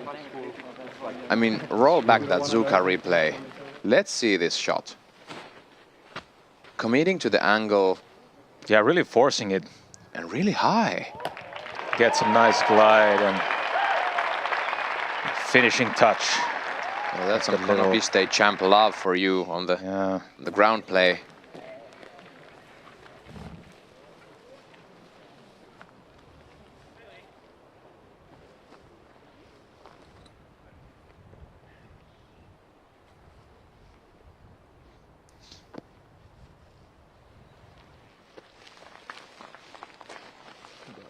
And this is a place where you commonly find yourself in, hitting a tree just before the gap or just after the gap, but not doing any Niklas Anttila stuff.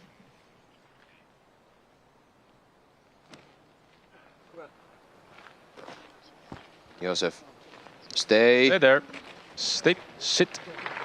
Yeah, thanks, Jaani. Grabbing the disc there. No harm done. Taking the par, moving on. That's about 5 meters for Josef.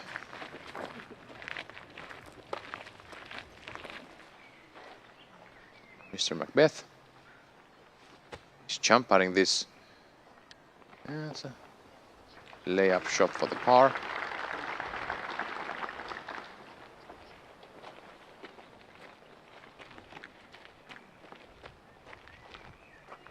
Gorgeous woods here, Sweden. Buros. It's like the magical forest. Yeah. Jalmar almost ringing this in. How is he getting that distance and that power into his putt? Fast and snappy movement. And that shocks me. That's exactly what you need. Not much. You don't need much arm or legs or anything. Just super fast, super late. That's how you get the spin and the release. Par from all these other three guys, and Niklas is still waiting. Yeah. And he has to be careful not to hit his head whilst putting. And just like that, Niklas Anttila 6 down after the first 11 holes.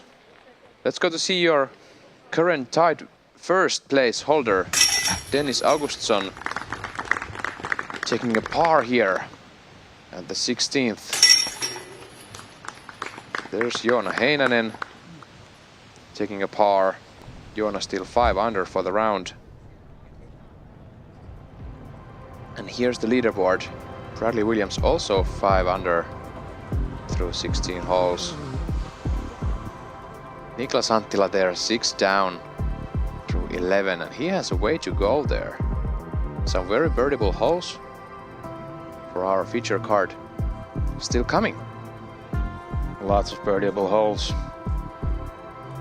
And for Augustsson, there is the hole 18, which is treacherous.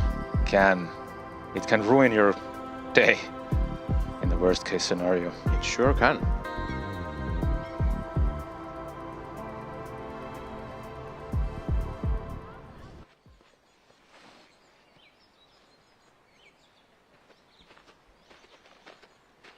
We are on hole 12, par 4, 161 meters.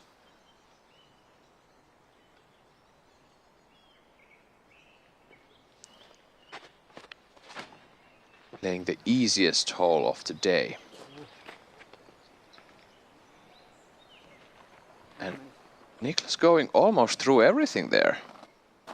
Was a bit on the right side there.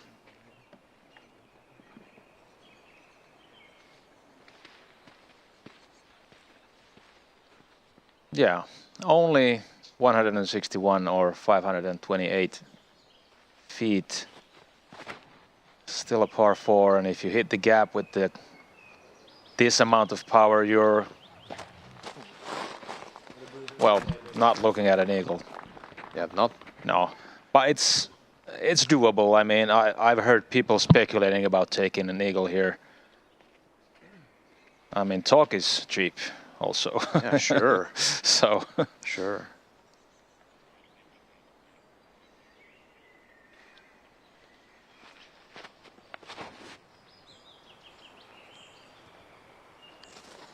A very conservative play from Josef Berg.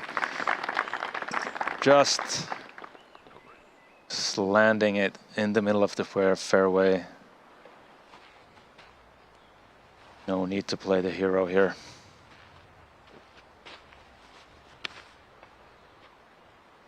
Fredriksson.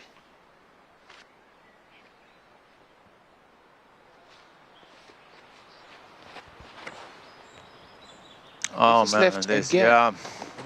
Gets a lucky kick there. Yeah, it seems like it's a recurring theme here. The late release. Yeah. We've seen a bunch of them from the young Hjalmar Fredriksson. Let's go to see Dennis Augustsson, hole 17. His drive here. Yeah, he's chasing that 10 down. A 4. And he gets inbounds. He gets inbounds, really? Yeah. Oh, yes. The crowd can avoid the disc there. Yeah, get out of the way. Gorgeous Buro, Sweden. Smaller town in Sweden. Nice drone view there. And you know what? We have a European Open coming up. Mm-hmm. Live at Disc Golf Network. And all the subscribers around the world, you get all the European Open content on the same price. You get the President's Cup live and tournament coverage and GK Pro skins and everything. And that's a great deal to have. I mean, if you're watching this on the YouTube side and you still don't have any Disc Golf Network account, I really suggest, hardly suggest to go and have one, because the amount of the coverage there these days. I mean, we have Preserve coming up, starting just after this round for the FPO, and then the MPO coverage, and then a couple of hours of sleep, and then we do FPO, Swedish Open again. Yeah, I mean, European Open is one of the highlights of the year on this side of the globe, for sure. And probably globally in the disc golf world. Certainly one of the most beautiful courses in Nokia. Most beautiful and challenging too.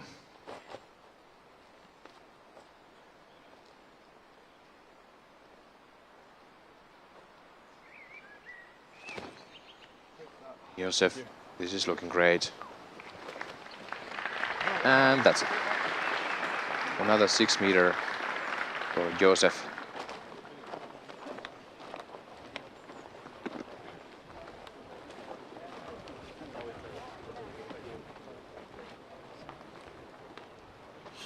We are yet to see where is Niklas Anttila with his drive. Yeah, it was going full power, but just turned a little bit too much. And the players are yet to see where is Niklas Anttila. Yeah,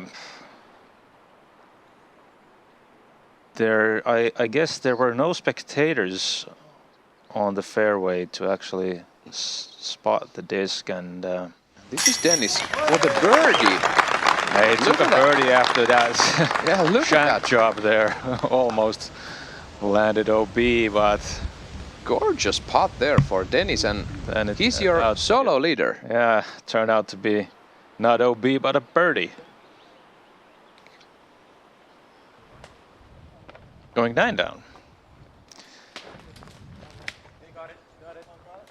Yeah, they found the disc. And it's pretty deep there, seems like.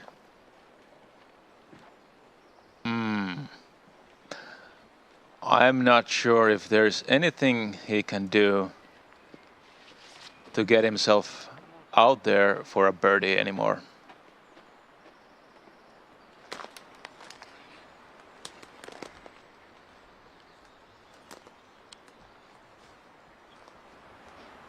Is this fine for you?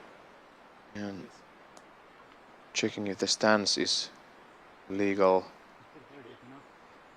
And he certainly has not practiced this one.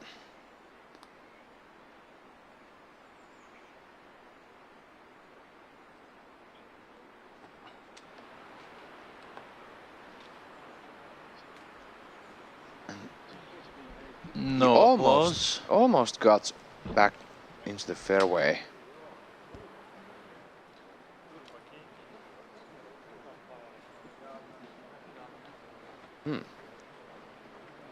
Certainly hope so.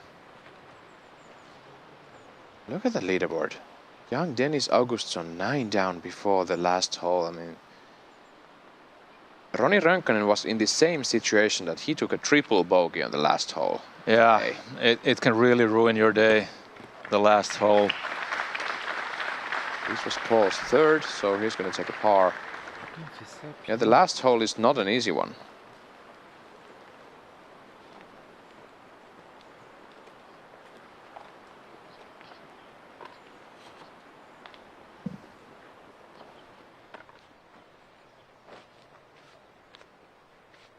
Fredriksson is for the birdie. Just fading before the basket. Great effort. Showing us that lovely stepper. One of the classiest stepper putts I've ever seen. Sure. Count me in.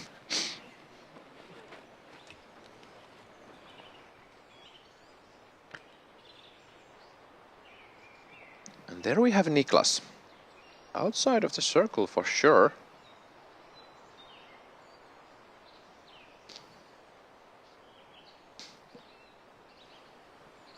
He's going for the putt.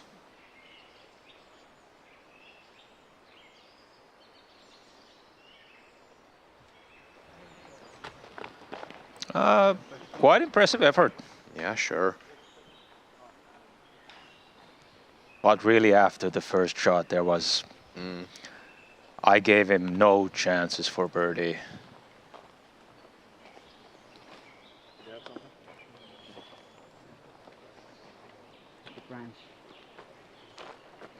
Yeah, that's a great par save for Niklas.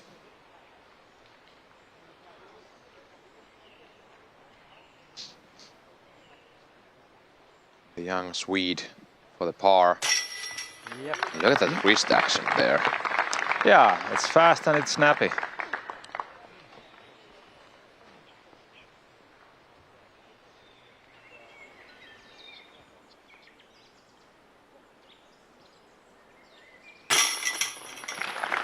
Great birdie from the local, Mr. Barry.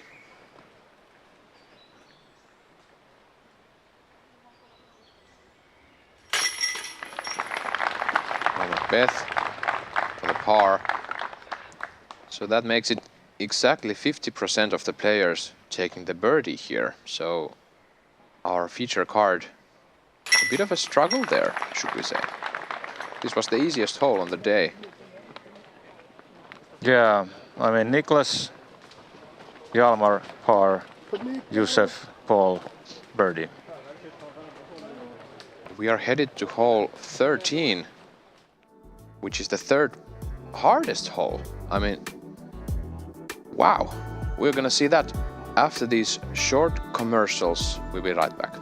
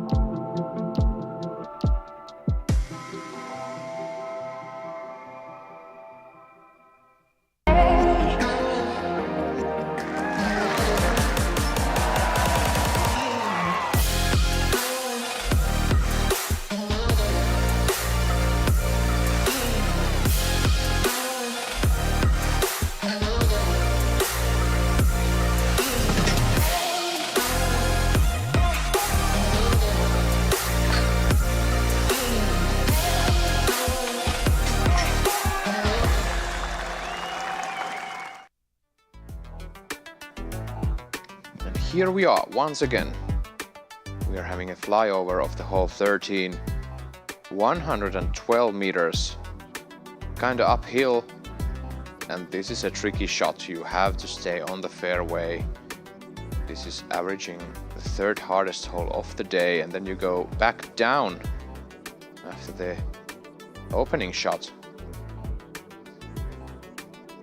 Yeah, so the basket you saw there is not in play here for the MPO. Yeah, I might really call this a hyzer hole. And it's a long one, only 8%. That's 9 people carding the birdie. It's a very high hyzer from Paul Macbeth. The wind is actually a bit favorable here, coming from the right side. They are choosing the right disc to use.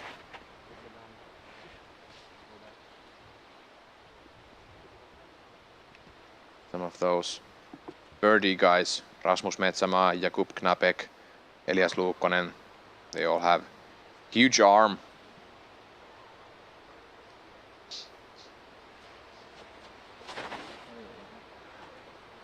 Josef, he also has the distance when needed. Yeah, great shot. almost perfect, but the last three kind of took away the perfection of it.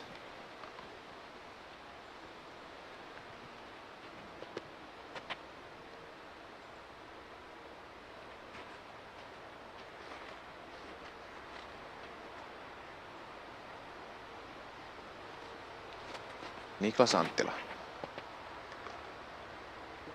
Niklas isn't famous about his distance, but he's famous about his accuracy. Yes, Yep. That's inside circle 1. That is how you do it.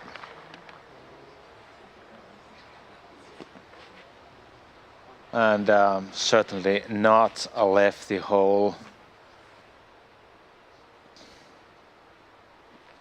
It's interesting to see how Hjalmar Fredriksson gets the disc to turn over. There is not much room for that. Nope. That is a flippy one. But can he? Look at this. Yeah, I mean, it kept the angle for Yeah. pretty long. That's a great shot for Hjalmar. I mean, we have about 1,000 people there in the forests live, looking at the opening day, the feature card on their back 9, as we see Niklas Anttila driving his way on the hole 13. His control just keeps mesmerizing me, avoiding all the trees and inside the circle for the birdie putt. Yeah, it's all about hitting the gap here. Yeah. Well, that's kind of the thing here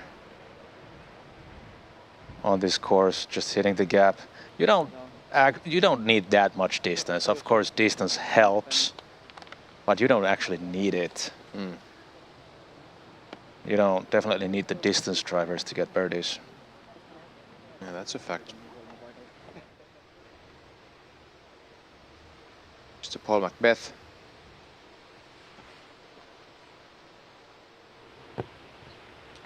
Jumper.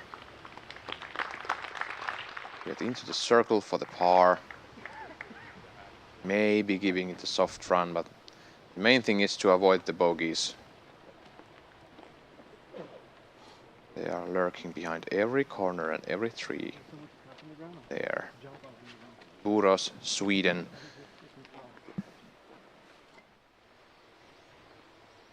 And Josef Berg. So there is a gap. I mean, sure there is. He's local. He knows that there's a gap. He knows the gaps. And just a bit too straight. Yep.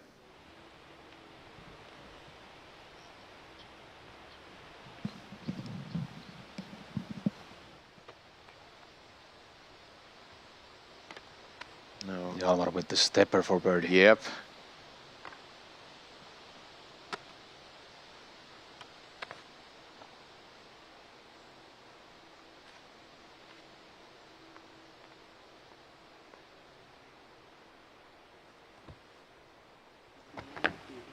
Not even hitting the basket, and there's the trouble you might get into with that kind of speed. You'll have a lot of those. I mean, tricky comebackers. His stepper reminds me of a young Ezra Ederhold style. True. That's true. Of course, Brody Smith having a similar style with the stepper.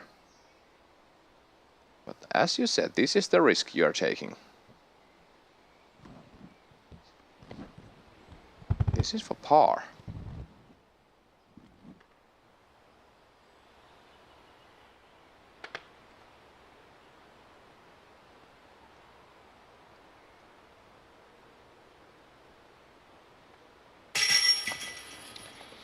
Not able to grab the par. Unfortunate misses there for the young Swede. But that's a calculated risk when you putt like that. Mm-hmm. Then we have this guy. Completely different style. Yep. Another Nikke nosto coming up.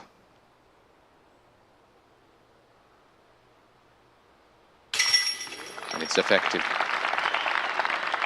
Solid, effective in the center.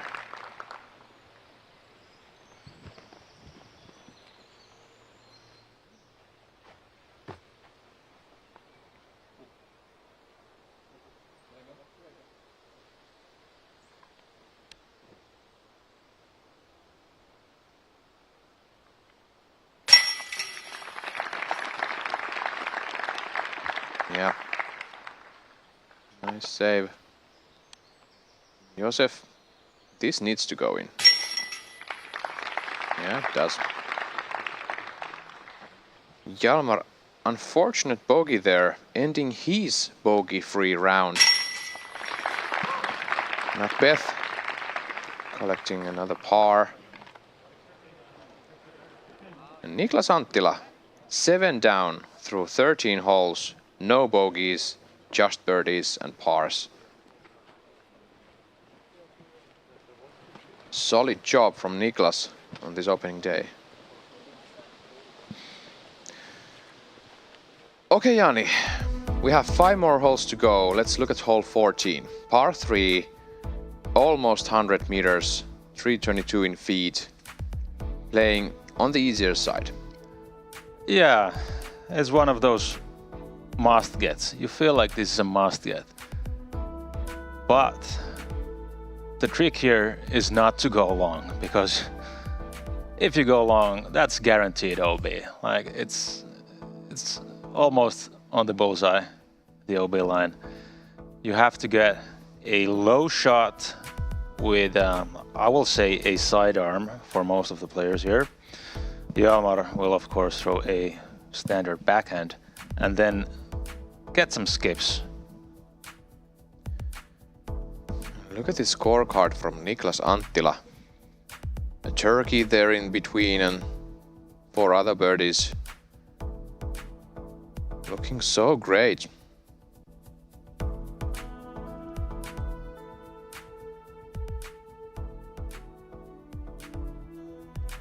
Lots and lots and lots of forest there. Countryside of southern Sweden. Yeah, think about this. Niklas is first in this tournament's stats in scramble percentage, 100%. Not much scrambling, probably. And his putting percent from circle 1 is 90%, and that's 24th. 24th in this competition. Mm-hmm. He's second in circle 1 in regulation, and that's a great stat to have here at Sweden, at Umeågårdens Disc Golf Center.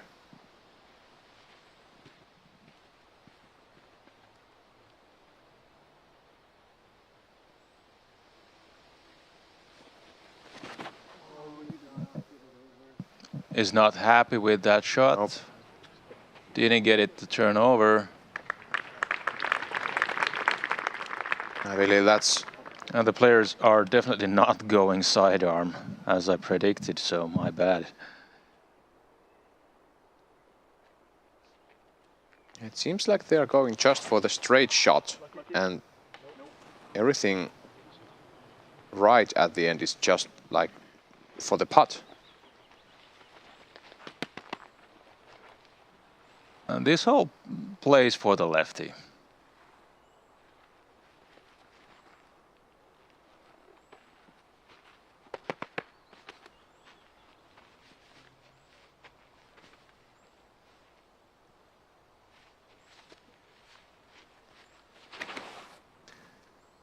This wide. No, it's not. Can it get a skip? And gets the skips. That's how you do it. Yeah, bullseye. 1 meter. 3 feet away. Great. For young Hjalmar. And we're going to visit the hole 18 with Dennis Augustsson once again. This is interesting. 9 down before this hole. And he hits a tree. I'm seeing troubles. Yeah, that's not an easy place to be. I mean, it's gonna take a lot to get Dennis out of the lead card for tomorrow, but that's not looking great for the par, even on this hole 18. Yeah, can he hold up the -9, or are we going to see a bogey first one of the rounds?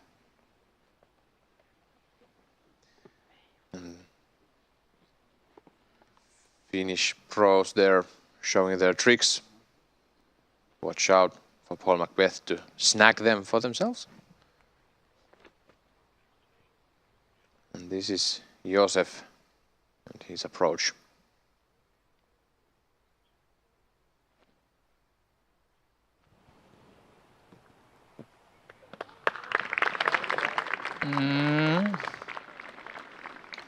I mean, that's okay. Still has to do some putting. Definitely wanted to get a bit closer considering how he's been putting today.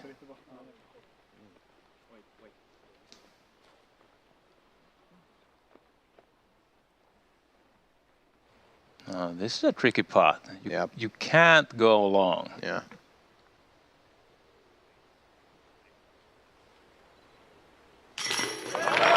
He cans it like Paul Macbeth does.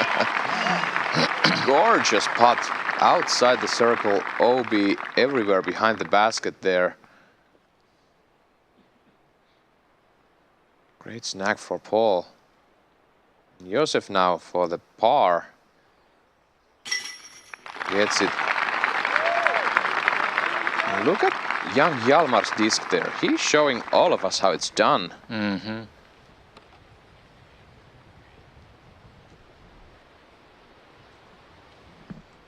Niklas.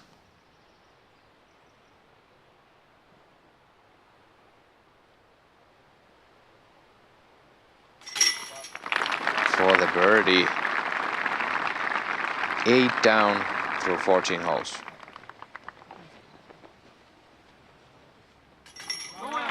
Fredriksson 3 down for the round. Great job from Hjalmar.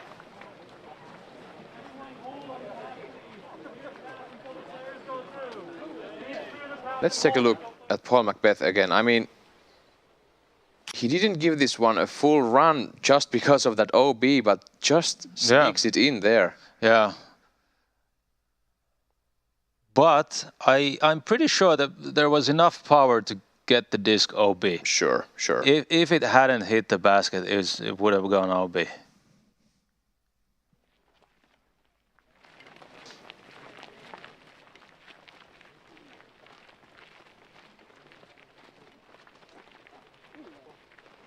We have 4 more holes to go. 3 birdies on the last hole for our feature card. We are heading towards hole 15, playing 5th in the difficulty scale. Only 22 players carding a birdie, and even bigger percentage, 23% carding the bogey or worse, and that's mostly because of this OB here. As we see from the flyover, averaging 3.1, it's 76 meters, but it's a tricky 76 meters. After this gap, you find the OB there on the left side, and again, it's not, I mean, it's close on the boulder wall there, but if you hit the boulders, you're most likely to stay OB. You're not getting some favorable kicks all day long. And Niklas Anttila might actually be playing for the skip with this forehand. We will see just in a second.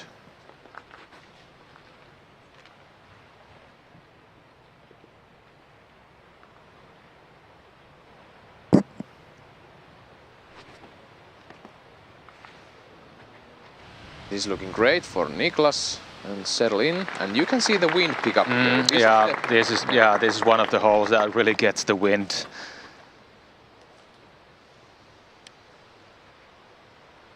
You are going to find some tough headwind if you are finding yourself on the right side looking from the tee, and Paul opting for the backhand. This is also a bit more turn than he wishes.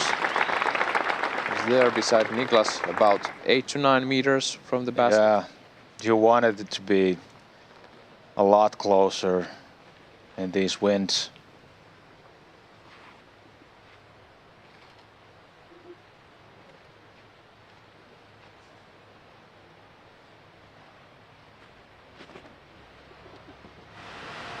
Fredriksson Keeping it low, but that's too low.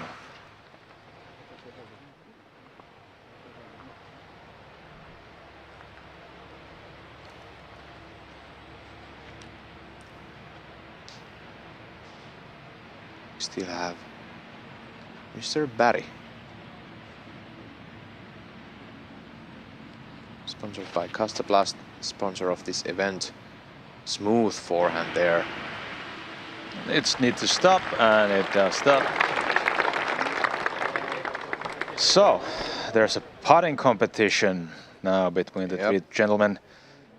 And young Hjalmar Fredriksson still needs to clear the gap. Look at this shot from Niklas Anttila. He had a nice thought here, but just maybe the disc was a bit too stable. But this is the risk you take with the skip shot. You might end up far away from the basket. But with this wind, you are not really keen to throw any turnovers. Yeah. And with this OB especially. It's OB and there's wind. This is Hjalmar. 15-year-old Swede. Mostly been playing on those junior. Stop it now. Stop. Yep. Great save.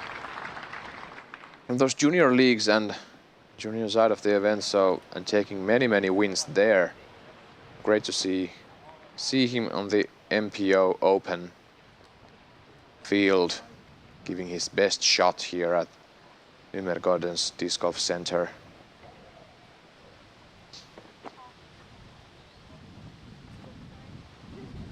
And we are visiting Borås, Sweden. This is the 4th stop of the Euro Tour 2023, the Swedish Open.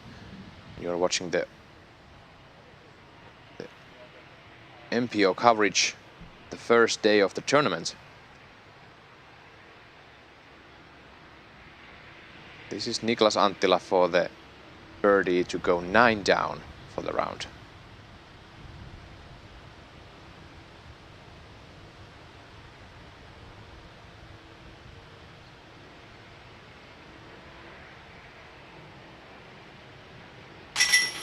And it hands it. Sure, why not? What a putt. Into the headwind, nothing behind the basket, just emptiness. I mean, missed that putt and that's a bogey. No, I mean, that's for sure a bogey, but Niklas won't miss a thing. Josef.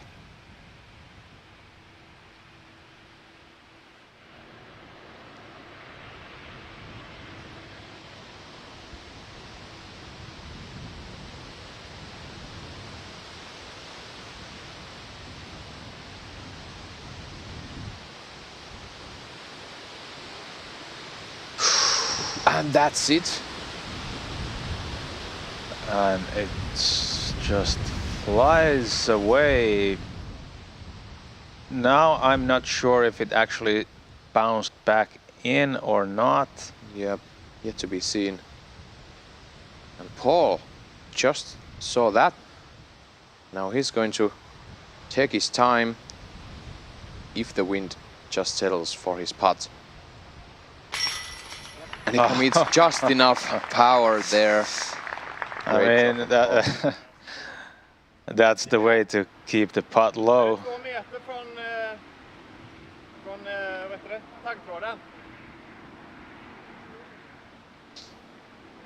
2 meter. So it's 2 meters, but can I take the 2 meters towards the basket? Yeah, so that actually is OB there, so now Joseph can. No. Judic says it's in. Okay. Interesting.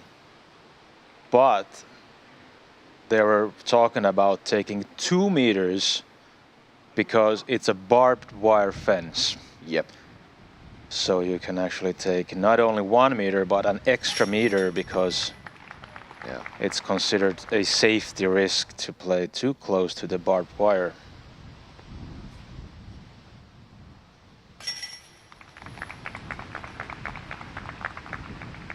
He actually had an OB punishment there. He's taking a bogey. And we have 3 holes to go in this opening round at the Swedish Open of the MPO coverage. And here is some broadcast times for you. We have the Preserve Championship coming up right after this broadcast, so local time 9:30 there. The FPO is starting their round. And the MPO 3 p.m. And if you happen to miss the action live, we always have the HOMS Pro next day lead card coverage coming to you.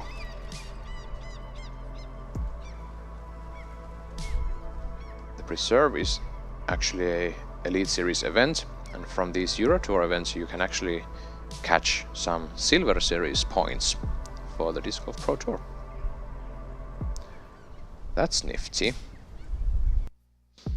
Great to see those American players, Canadian players, and we also have a visitor from China in this tournament, so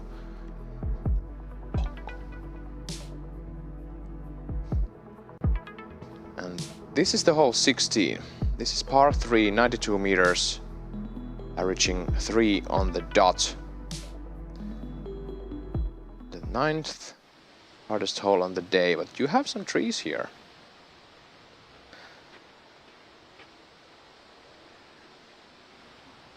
Yeah, this is considered one of the most open holes of the course. Niklas a bit wide there, catching some limbs.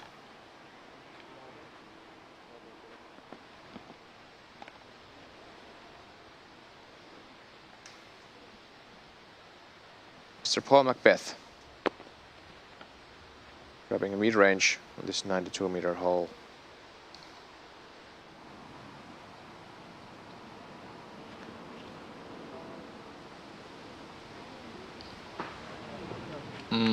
Hitting the tree. Yeah. I guess he's putting. In these winds, circle 2 putt is far, far away. Paul is actually not shining very much on the statistics on this first round. 50% scramble, 88% circle 1 putts, 53% circle 1 in regulation.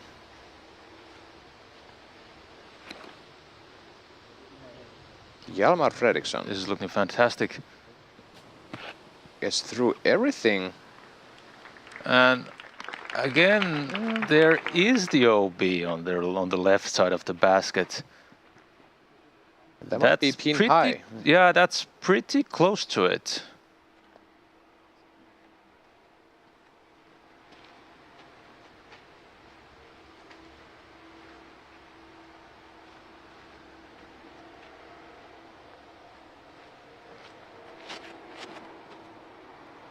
Josef, this is a stable of a disc. And this That's is a done. great one. Wow. Josef Barry hasn't been an easy round for the local hero. Just 1 down after 15 holes. He surely knows the course here, knows what he's capable of. But couldn't put out his best effort today.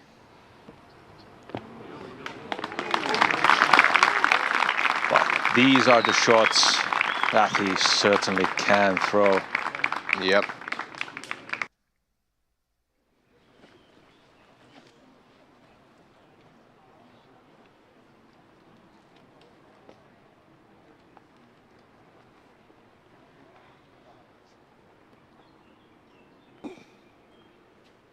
Mr. Macbeth.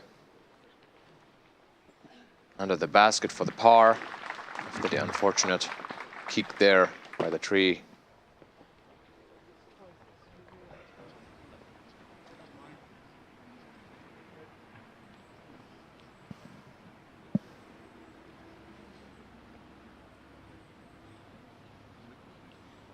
Joseph Barry still there waiting his turn.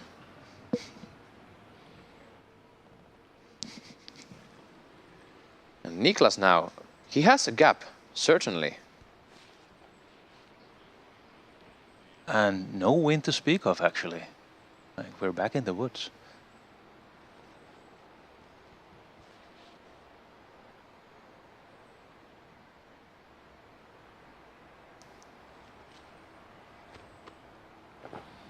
And stop. A little bit shy. Yeah. And might have been a little bit afraid of that OB there. It's not just beside the basket per se, but if you hit a cage and roll, if you hit a rock on the ground, you might get some nasty kicks. So Niklas took some extra care there, but I mean, he's still bogey free. He's gonna be 9 under before the 2 last holes.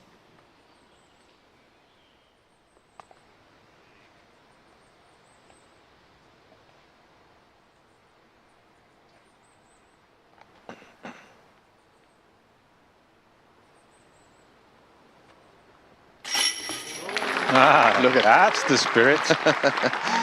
Elevated basket, no fear whatsoever. That's what we've seen so far from this young Swede, 15-year-old phenomenon of a disc golfer.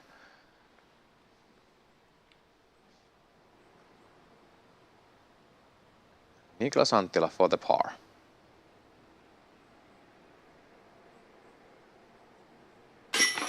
Some Nikke tap in, Nikke nosto action there. Again, once again from Niklas Anttila, and looking really solid this round. Not many errors there. But this guy having some ups and downs, but amazing opening there for this hole 16. From Joseph Barry. Ball tapping in his par. Macbeth 8 down, Niklas Anttila 9 down. Yeah, and they're battling neck on neck. It looks so different, their game, but the result is pretty much similar. yeah, and looking at the last 6 holes, or last 7 holes actually, Paul is 4 down and Niklas is 4 down. So I mean, we have seen some missed putts from Paul and some missed fairway shots, and yet again still he's there. -8 for the round. Only 1 bogey there. We also have Peter Lunde 8 down, and he actually had a double there on the hole 9 where Paul took a bogey. Then we have bogey free Dennis Augustsson 9 down in the clubhouse. Great job from him. And Niklas Anttila, we are yet to see double digits round here at Borås, Sweden, Umeregårdens Disc Golf Center. And if you're just joining us, you are watching Swedish Open 2023. And we are coming at you live from Sweden through Helsinki. From the studio, my name is Esa-Pekka Tupala. I'm your host today, and with me I have the spin doctor Jaani Lansio analyzing the stuff we are seeing right through our screens. Joseph Barry opening the hole 17, and you have some OB there on the right side. Sometimes the crowd there must do some jumping, as we saw in the coverage earlier. That's true. That's true. Just aim at the crowds and you'll be putting for birdie.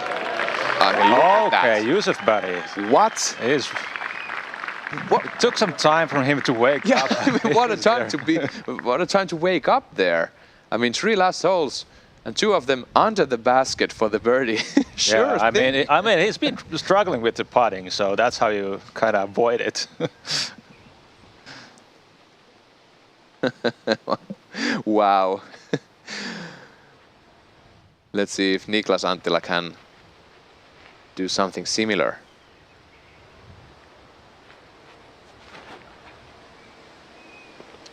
Going from the right side. Just a bit short, but it's. I mean, it kicked out, so I think he has a gap between the bushes and the big tree.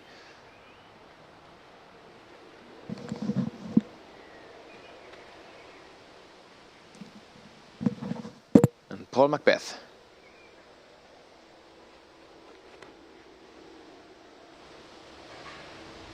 Keeps it low. Get under. Sure. There. But no CTP. That's for the Swede to take. Oh yeah, yeah. That's only the second best drive. So. Yeah. Great job there from Paul. 6-time world champion, 5-time European Open champion, and 3-time US champion. And yet again, a tougher angle for a lefty. Yep. And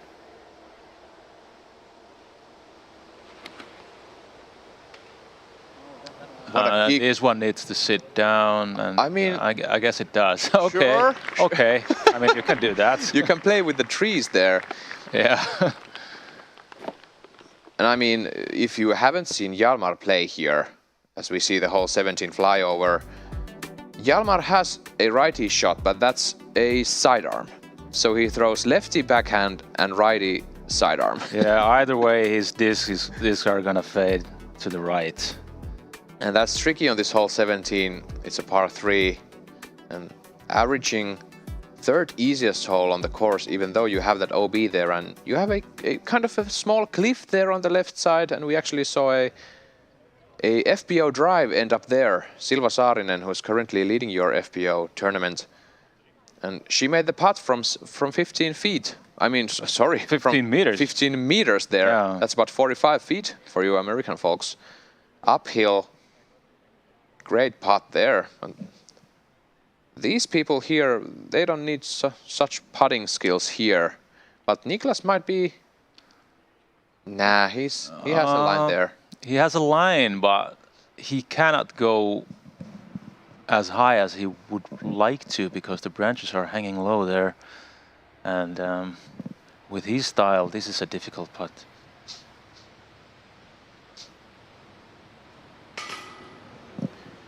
Hits the cage. Yeah, but that's the problem, because he wants to lift the disc quite high, and there was no room for that. Yeah. He's understandably very disappointed with the putt there. The result, taking a par from this fairly easy hole 17.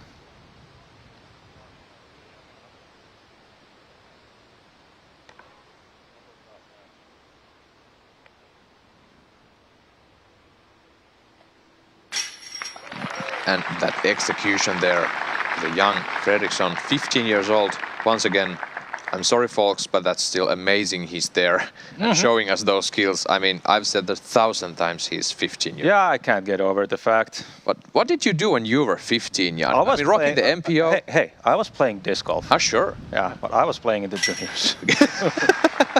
Not on the Open. No. Great birdie from Paul, and he's going to be tied up for the first place with 9 under with Niklas and Dennis Augustsson. And we have one more hole to go. This is a great start for these players. I mean, Paul 9 down, Niklas 9 down, Dennis 9 down. I mean, can some of them get the 10 down? That would be great. I mean, that is the question. But hole 18, I don't know. It's one of the toughest ones, and we've seen it break. Like, it just ruined some of the best rounds that were actually going for the 10 down, and ended up 6 down. We saw a triple bogey there. Yeah, Roni Rönkkönen, the hat guy from Finland. I mean, we'll do some more analyzing. We'll see the last hole soon enough.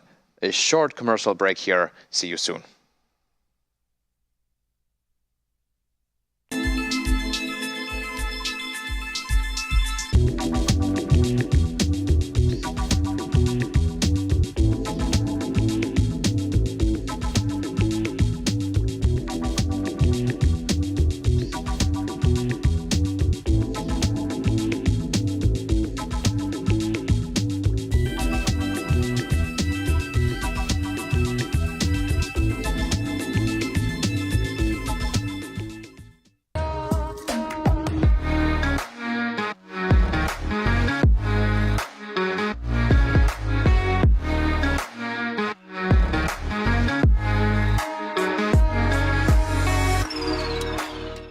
the scoring that we do in our sport now is all digital. Having some sort of backup power source is going to be really important. You feel that it's a good quality product. And having the stash pack that holds the cable that connects to any device, it just works. And so that's why this thing really works for me.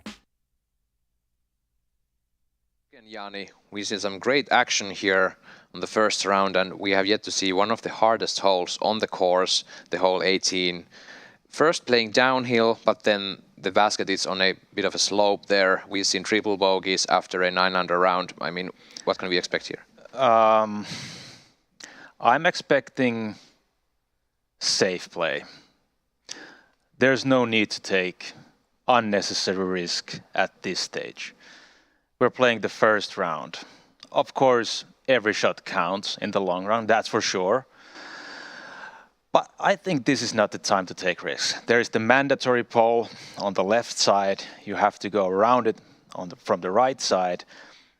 And if you play aggressively, you might end up going from the wrong side, and that just probably kills the mood for the rest of the hole, and you'll end up taking a bogey. I will predict that we see 4 pars. Okay. I'll say 1 birdie and 2 pars and 1 bogey. Oh, but Mix nothing it up bigger. a bit. But nothing bigger than that. Nothing bigger than no. And this guy is going to be under the basket. Was it birdie or was it bogey? Great drives from Joseph on the last 2 holes.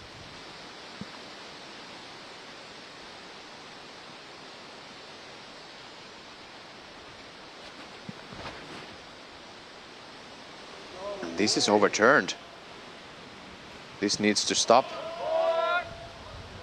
Not stopping. And there's also the OB, and if that's not OB, that can surely ruin your round quite quick. That's a shame. And those other guys there, they got an important wind read there. Mr. Macbeth going lower. This is looking great. Wishing it to go more to the right. And there is the Mando far down the fairway.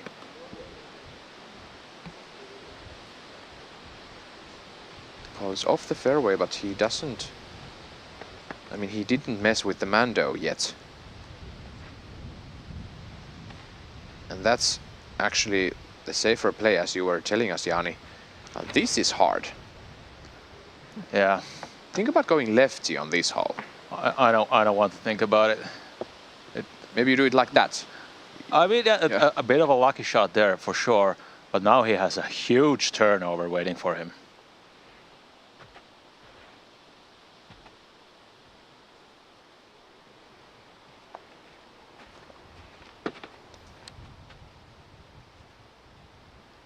Niklas Anttila, last on the tee. This one needs to hurry back. Not that fast. Yeah, hits a tree. Okay. Yeah. Okay. I mean, there were no like safe openings except for Paul. He was pretty safe doing that lower drive there. Yeah. Yeah. Well, this is getting interesting now with the second shots. Yeah, I mean, look at this hole. Hole 18. Here at Ymmergårdens Disc Golf Center, par 4, hardest hole on the course on the day. 235 meters, first downhill, then settling down, averaging 4.91. Yeah, almost a full shot over the par. And the reason is the OB on the right side. That's so easy to end up there. And of course the putting green. The basket sits on a slope.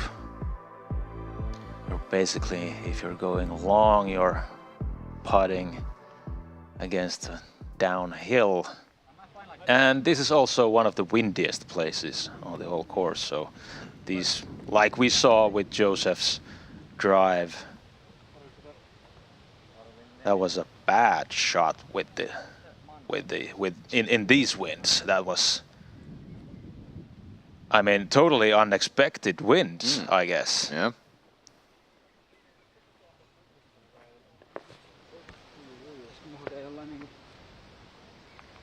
And Niklas, first one to continue. Now they just have to decide. Okay, not yet. This is a hard one.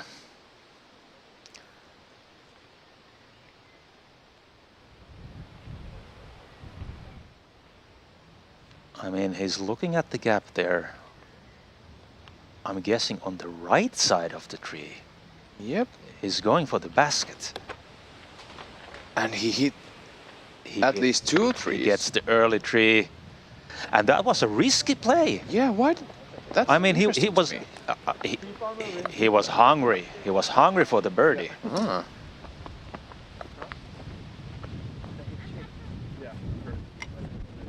And maybe he didn't have such an easy play for the par from there, so he thought maybe why not just Why not go for it?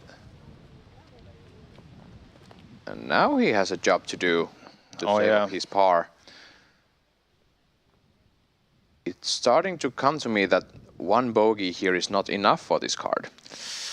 It starts to look quite bad for the group here.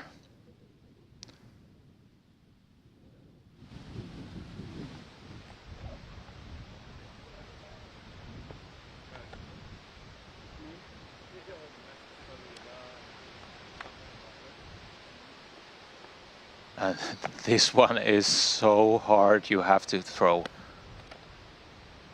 very high shot with a very steep turnover. With a headwind. With the headwind, with the OB, with the slopes and everything.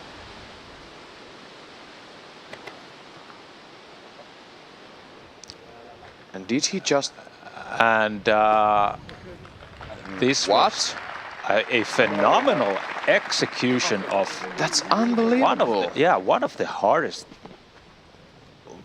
shots we've seen today. Oh my.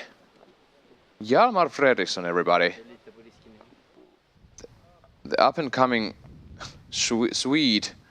I mean, I'm messing with my words. Let's roll back that Zuka replay, everybody. Let's see this shot here. The height, the angle on the hand. And let's execute. Hits the gap perfectly to the headwind. Turns the disc perfectly. And skips forward perfectly. And he's circle 2. Yeah, I mean... Almost circle. He might be putting for birdie there. Yeah, and from that spot. And he's a lefty. Yeah, he's a lefty on this hole. I mean, exactly, he's a lefty. Let's not forget it. And look at the struggle here. 9 down. Yep, and Paul is just trying to save the par now. Yeah, I guess so too. And that's high. You gotta be kidding me, says Mr. Paul Macbeth. Yeah, you heard it from the man itself. Oh my. And just surprised everybody with that kind of an approach shot. I think he's on the left side of the fairway there in the woods. Yeah, I didn't see the landing spot. Yeah.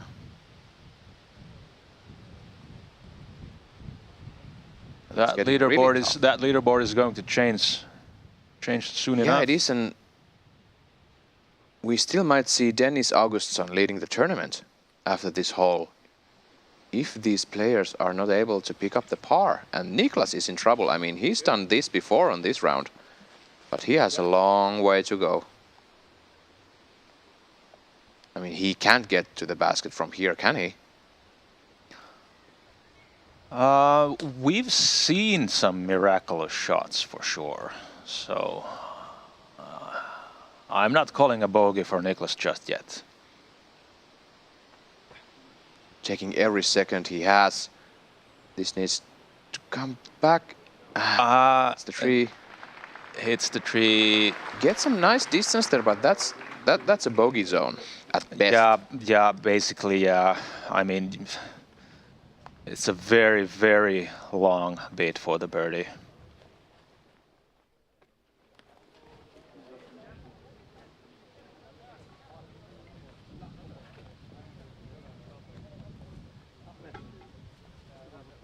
Having a bit of a chat there with Tuomas Hyytiäinen, who finished his round -4 a couple of hours ago.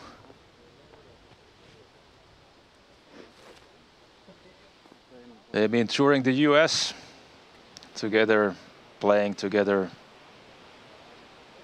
I mean, I think it's underrated to have a good caddy with you, keeping company, comforting, reassuring your decisions, making sure that you remember to drink, you remember to eat, remember to breathe. Yeah, I mean, it's almost 3 hours into the round.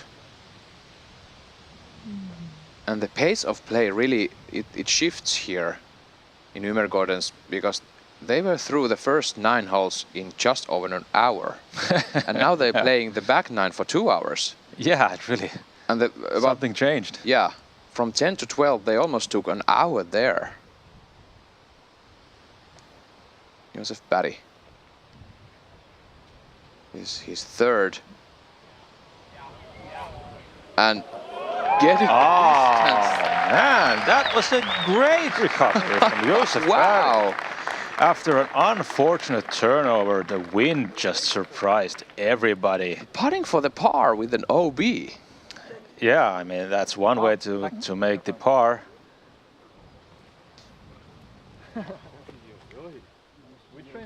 Surely Wow. shows us that what he's capable of. It's been a Let's see it again. tough round for the local. But shots like these. Stand still. Hyzer flip. Getting all the distance he can get. And through the trees there. Inside circle 1. Marvelous job from Joseph. Yeah. And Paul Macbeth. That's interesting. Paul Macbeth. He's looking at the bogey, folks. I'm sorry to call it, but that's really tough to get. That's what it is. Under the basket from there.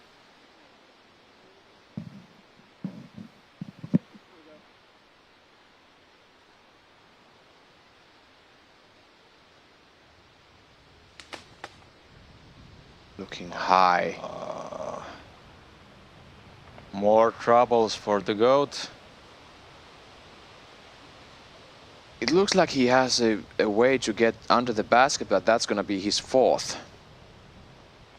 Yeah, and am I seeing right that there's the Mando still in play? Alltså hade han inte toppträd så tror jag han gått förbi Mando-linjen. Yep, that's what they're talking about, the Mando line there. Or did he just pass it?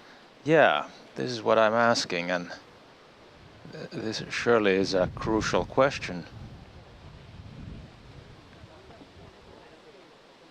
It says here that Where is it? Still haven't missed the mandatory, huh? Or made it to it. so Paul actually landed before the Mando and he still has to play it. Or at least that's what it seems to us.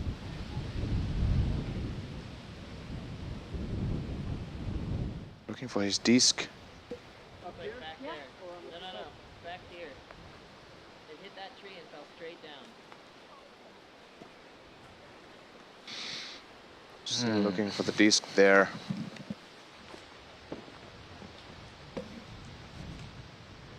And tossing his bag away. Doesn't need that for the church.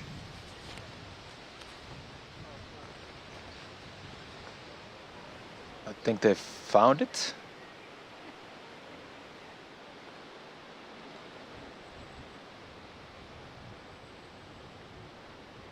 And there it is. So this is for the par, and that- we're still somewhere behind. nowhere near the fairway. Yeah, look at that. And the Mando is still in play. He's going high. He has the air. That's far. That's going to be a double bogey for Paul Macbeth on the last hole. I mean, at best. Yeah. Wow. Well, that's some action for you, folks.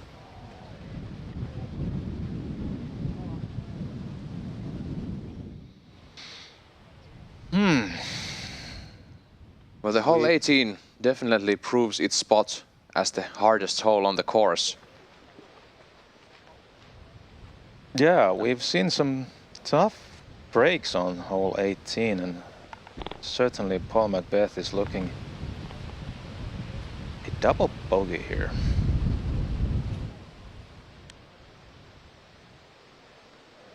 And we thought Niklas was struggling. Yeah, and this is for par. And Yeah. this is still quite far away. He has like 2 clear lines to the basket, 1 backhand and 1 forehand. He's opting for the forehand. Okay, this is interesting because this has to stop, And it does. and it does. So Niklas is taking the bogey, surviving his second shot, which kicked like 2 trees. The ping pong effect. And he's going to be 8 down after this hole. And ladies and gents, Dennis Augustsson will be your leader after this hole is done. That's true. There's no way around that. And Paul Macbeth trying to lay up for the double bogey. And talking about great finisher for the tournament, I mean, anything can happen on this hole. Yeah. No matter if you have a 3-shot lead, you can still mess it up. And I was wondering just before the round started, how did Roni Rönkkönen take a triple bogey here? He was 9 down for the round, and now he's 6 down because of the triple. And now we see Paul Macbeth taking a double, Niklas taking the bogey. I mean, Josef is putting for the par after 1 OB stroke. This upshot right here, Yeah, that's the stuff. let's take the par, man.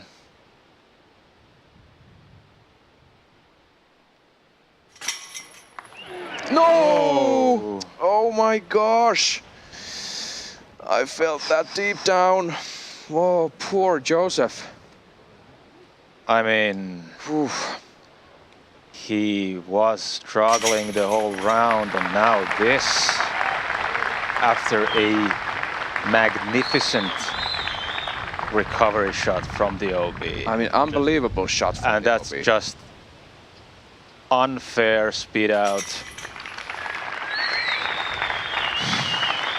Wow. What a drama here. Just wondering how the disc did get out of there. Getting the cheers from the crowd, well deserved. Joseph Barry, the local. This is your leaderboard.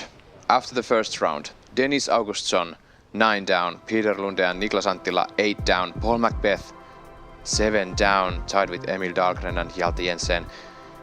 I mean, wow. Let's analyze the situation soon enough. We have a short commercial break coming up. Don't go anywhere. We'll see you soon.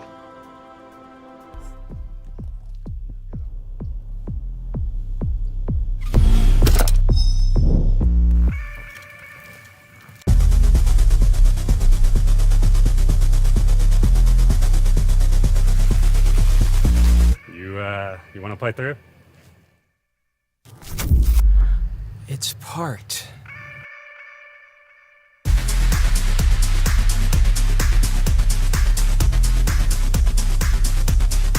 When you first sign up for a PDJ membership, you're given a PDJ number. Your PDJ number is a stamp for when you got involved in the sport. It's a badge of pride for players and a part of your disc golf identity. Get your number today. Visit pdj.com/join.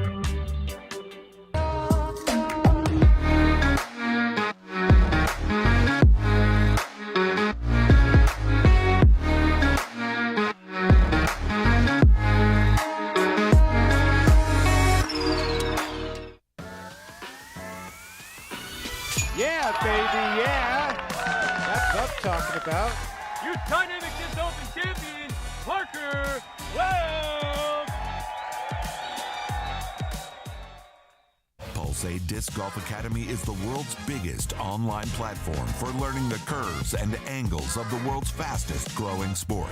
Register today and get access to clear and well-structured lessons and exercises from the very best ever to throw the disc. New content uploaded every week. Start learning today.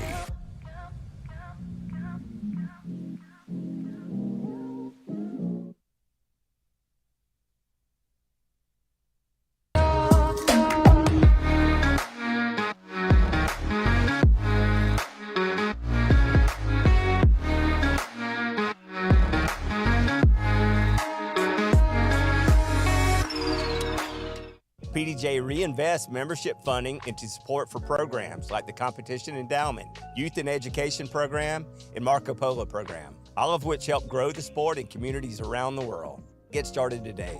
Visit pdja.com/join. What a day, what a day. What a round. First the FPO, now the MPO, and we had a three-way tie on the top, 9 down before the last hole. And what amazing turn of events there on the hole 18. Yeah, it was pretty dramatic or traumatic. I mean, I've seen spit outs, but that was unfair for Joseph Barry to end his round, which was already hard enough to watch, but that spit out was just ruthless. Let's see Niklas Anttila's scorecard for the round. I mean, he was leading 9 down and he only took a bogey there, and Paul Macbeth took a double, but that's a clean scorecard. Don't look at the 18. Don't look at the 18, but look at the other ones. I mean, 9 birdies, no bogeys before that. Yeah, and Niklas' style of play is very nonchalant. He's not making a number out of anything, so it looked pretty normal, but then he was leading almost all the time. Yeah. And this is how great players play. Just you don't even notice them playing so great. And there you have it. And let's see what Niklas has to say from the round. He's live there in the clubhouse waiting for the interview, so let's go see.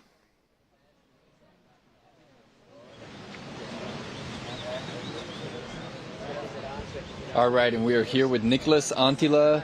Niklas, 8 under to start your tournament. How are you feeling about that effort today?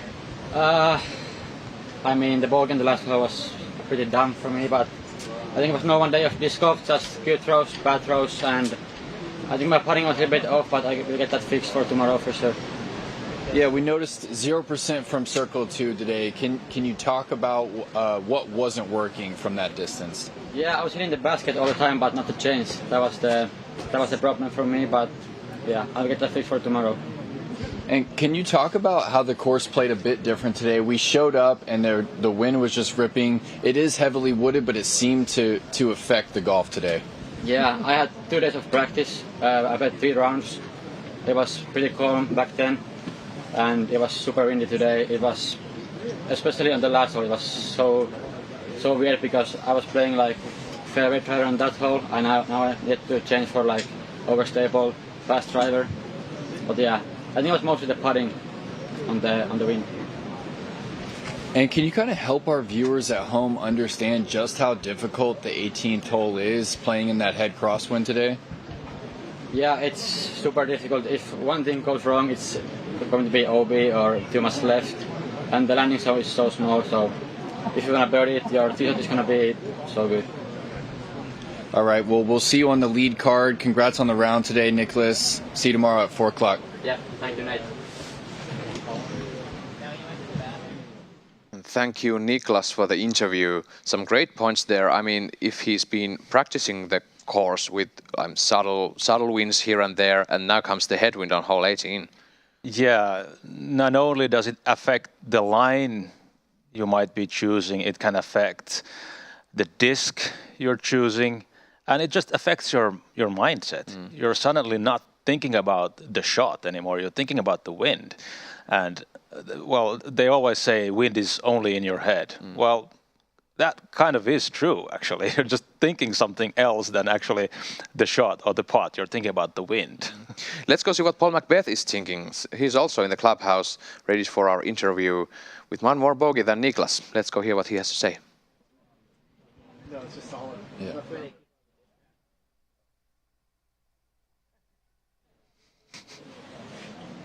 All right, and we're here now with Paul Macbeth. Paul, 7 under to start your tournament. How are you feeling about that? Oh man, the double bogey on the last hole was pretty unnecessary, but I feel like I played decent overall. I feel like tee shots were my shakiest part today. I feel like I had a lot of shots where it's like 100 feet or so, and I just should be a little closer at least given those looks. Yeah, can you talk about the difference between last week's technical course and this week's highly technical course? And honestly, this is probably one of the shortest courses that we're ever going to play Euro Tour or Pro Tour.